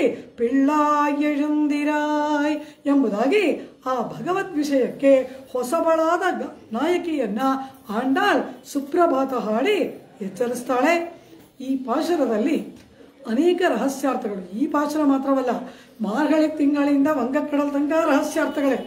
ಅದರಲ್ಲಿ ಅನೇಕ ರಹಸ್ಯಾರ್ಥಗಳು ಅಡಗಿದೆ. ಆ ರಹಸ್ಯಾರ್ಥಗಳು ಏನು? ಪುಳ್ಳಂದ್ರೆ ಏನು? ಪ್ರಾತಃ ಕಾಲ ಅಂದರೆ ಏನು? ಶಂಖ ಅಂದರೆ ಏನು? ಇದು ಈ ಶಕಟಾಸುರ ಅಂದರೆ ಯಾರು? ಪೂತನ ಅಂದರೆ ಯಾರು? ಕೃಷ್ಣ ಅಂದರೆ ಯಾರು? ಇದೆಲ್ಲ ರಹಸ್ಯಾರ್ಥಗಳನ್ನು ಸ್ವಾಪದೇಶ ವ್ಯಾಖ್ಯಾನಕಾರರು ಅದ್ಭುತವಾಗಿ ತಿಳಿಸಿದ್ದಾರೆ. ಆ ರಹಸ್ಯಾರ್ಥಗಳನ್ನು ನಾಳೆಯ ಉಪನ್ಯಾಸದಲ್ಲಿ ಅನುಭವಿಸೋಣ ಎಂದು ಪ್ರಾರ್ಥಿಸುತ್ತಾ ಇಂದಿನ ಉಪನ್ಯಾಸಕ್ಕೆ ಮಂಗಲ. புள்ளும் சிலம்பினான் புள்ளரையன் கோயிலில் வெள்ள விழிசங்கின் பேரரவம் கேட்டிலையோ பிள்ளாய் எழுந்திராய் பேய்முலை நஞ்சுண்டு கள்ளச்சகடன் கலக்கழியக்காலோச்சி வெள்ளத்தரவில் துயிலமர்ந்த வித்தினை உள்ளத்தைக் கொண்டு முனிவர்களும் யோகிகளும் மெல்லமிழந்து அரியன்ன பேரரவம் உள்ளம் புகுந்து குளிர்ந்தேலோரெம்பாவார். சோச்சிஷ்டமாரிகா கந்தபந்தர விஷ்ணவே விஷ்ணுச்சித்த தனூஜாயை கோதாயை நித்யமங்கலம் மாதೃಶா ಕಿಂಚನ ಪ್ರಾಣ ಬದ್ಧ ಕಂಕಣ ಪಾಣಯೇ ವಿಷ್ಣುಚಿತ್ತ ತನೂಜಾಯೈ ಗೋದಾಯೈ ನಿತ್ಯಮಂಗಲಂ ಶ್ರೀಮತ್ಯೈ ವಿಷ್ಣುಚಿತ್ತಾರ್ಯ ಮನೋನಂದನ ಹೇತವೇ ನಂದನಂದನ ಸುಂದರ್ಯೈ ಗೋದಾಯೈ ನಿತ್ಯಮಂಗಲಂ திருவாடி பூரத்தில் சகத்துரித்தாள் வாழியே திருப்பாவல் முப்பதம் சக்தினாள் வாழியே பெரியாழ்வார் பெற்றெடுத்த பெண் பிள்ளை வாழியே பெரும்பூதூர் மாமுனிக்கு பின்னாள் வாழியே 140 குறைத்தாள் வாழியே உயரங்கற்கே கண்ணி முகம் கலைத்தாள் வாழியே பெருவாரும் பெருவல்லி வடநாடு வாழியே பொன்புதுவனார் கோதை மலர்பதங்கள் வாழியே ஆண்டாள் திருவடி கணேசனம் ಸರ್ವಂ ಶ್ರೀ ಕೃಷ್ಣಾರ್ಪಣಮಸ್ತು. ನಾಳೆಯ ದಿನ ಪ್ರವಚನ ಕಾರ್ಯಕ್ರಮ 4 ಗಂಟೆಗೆ ಇರುತ್ತೆ. ಸಮಸ್ತ ಭಾಗವತೋತ್ತಮರು ಸಕಾಲಕ್ಕೆ ಆಗಮಿಸಬೇಕಾಗಿ ಪ್ರಾರ್ಥನೆ.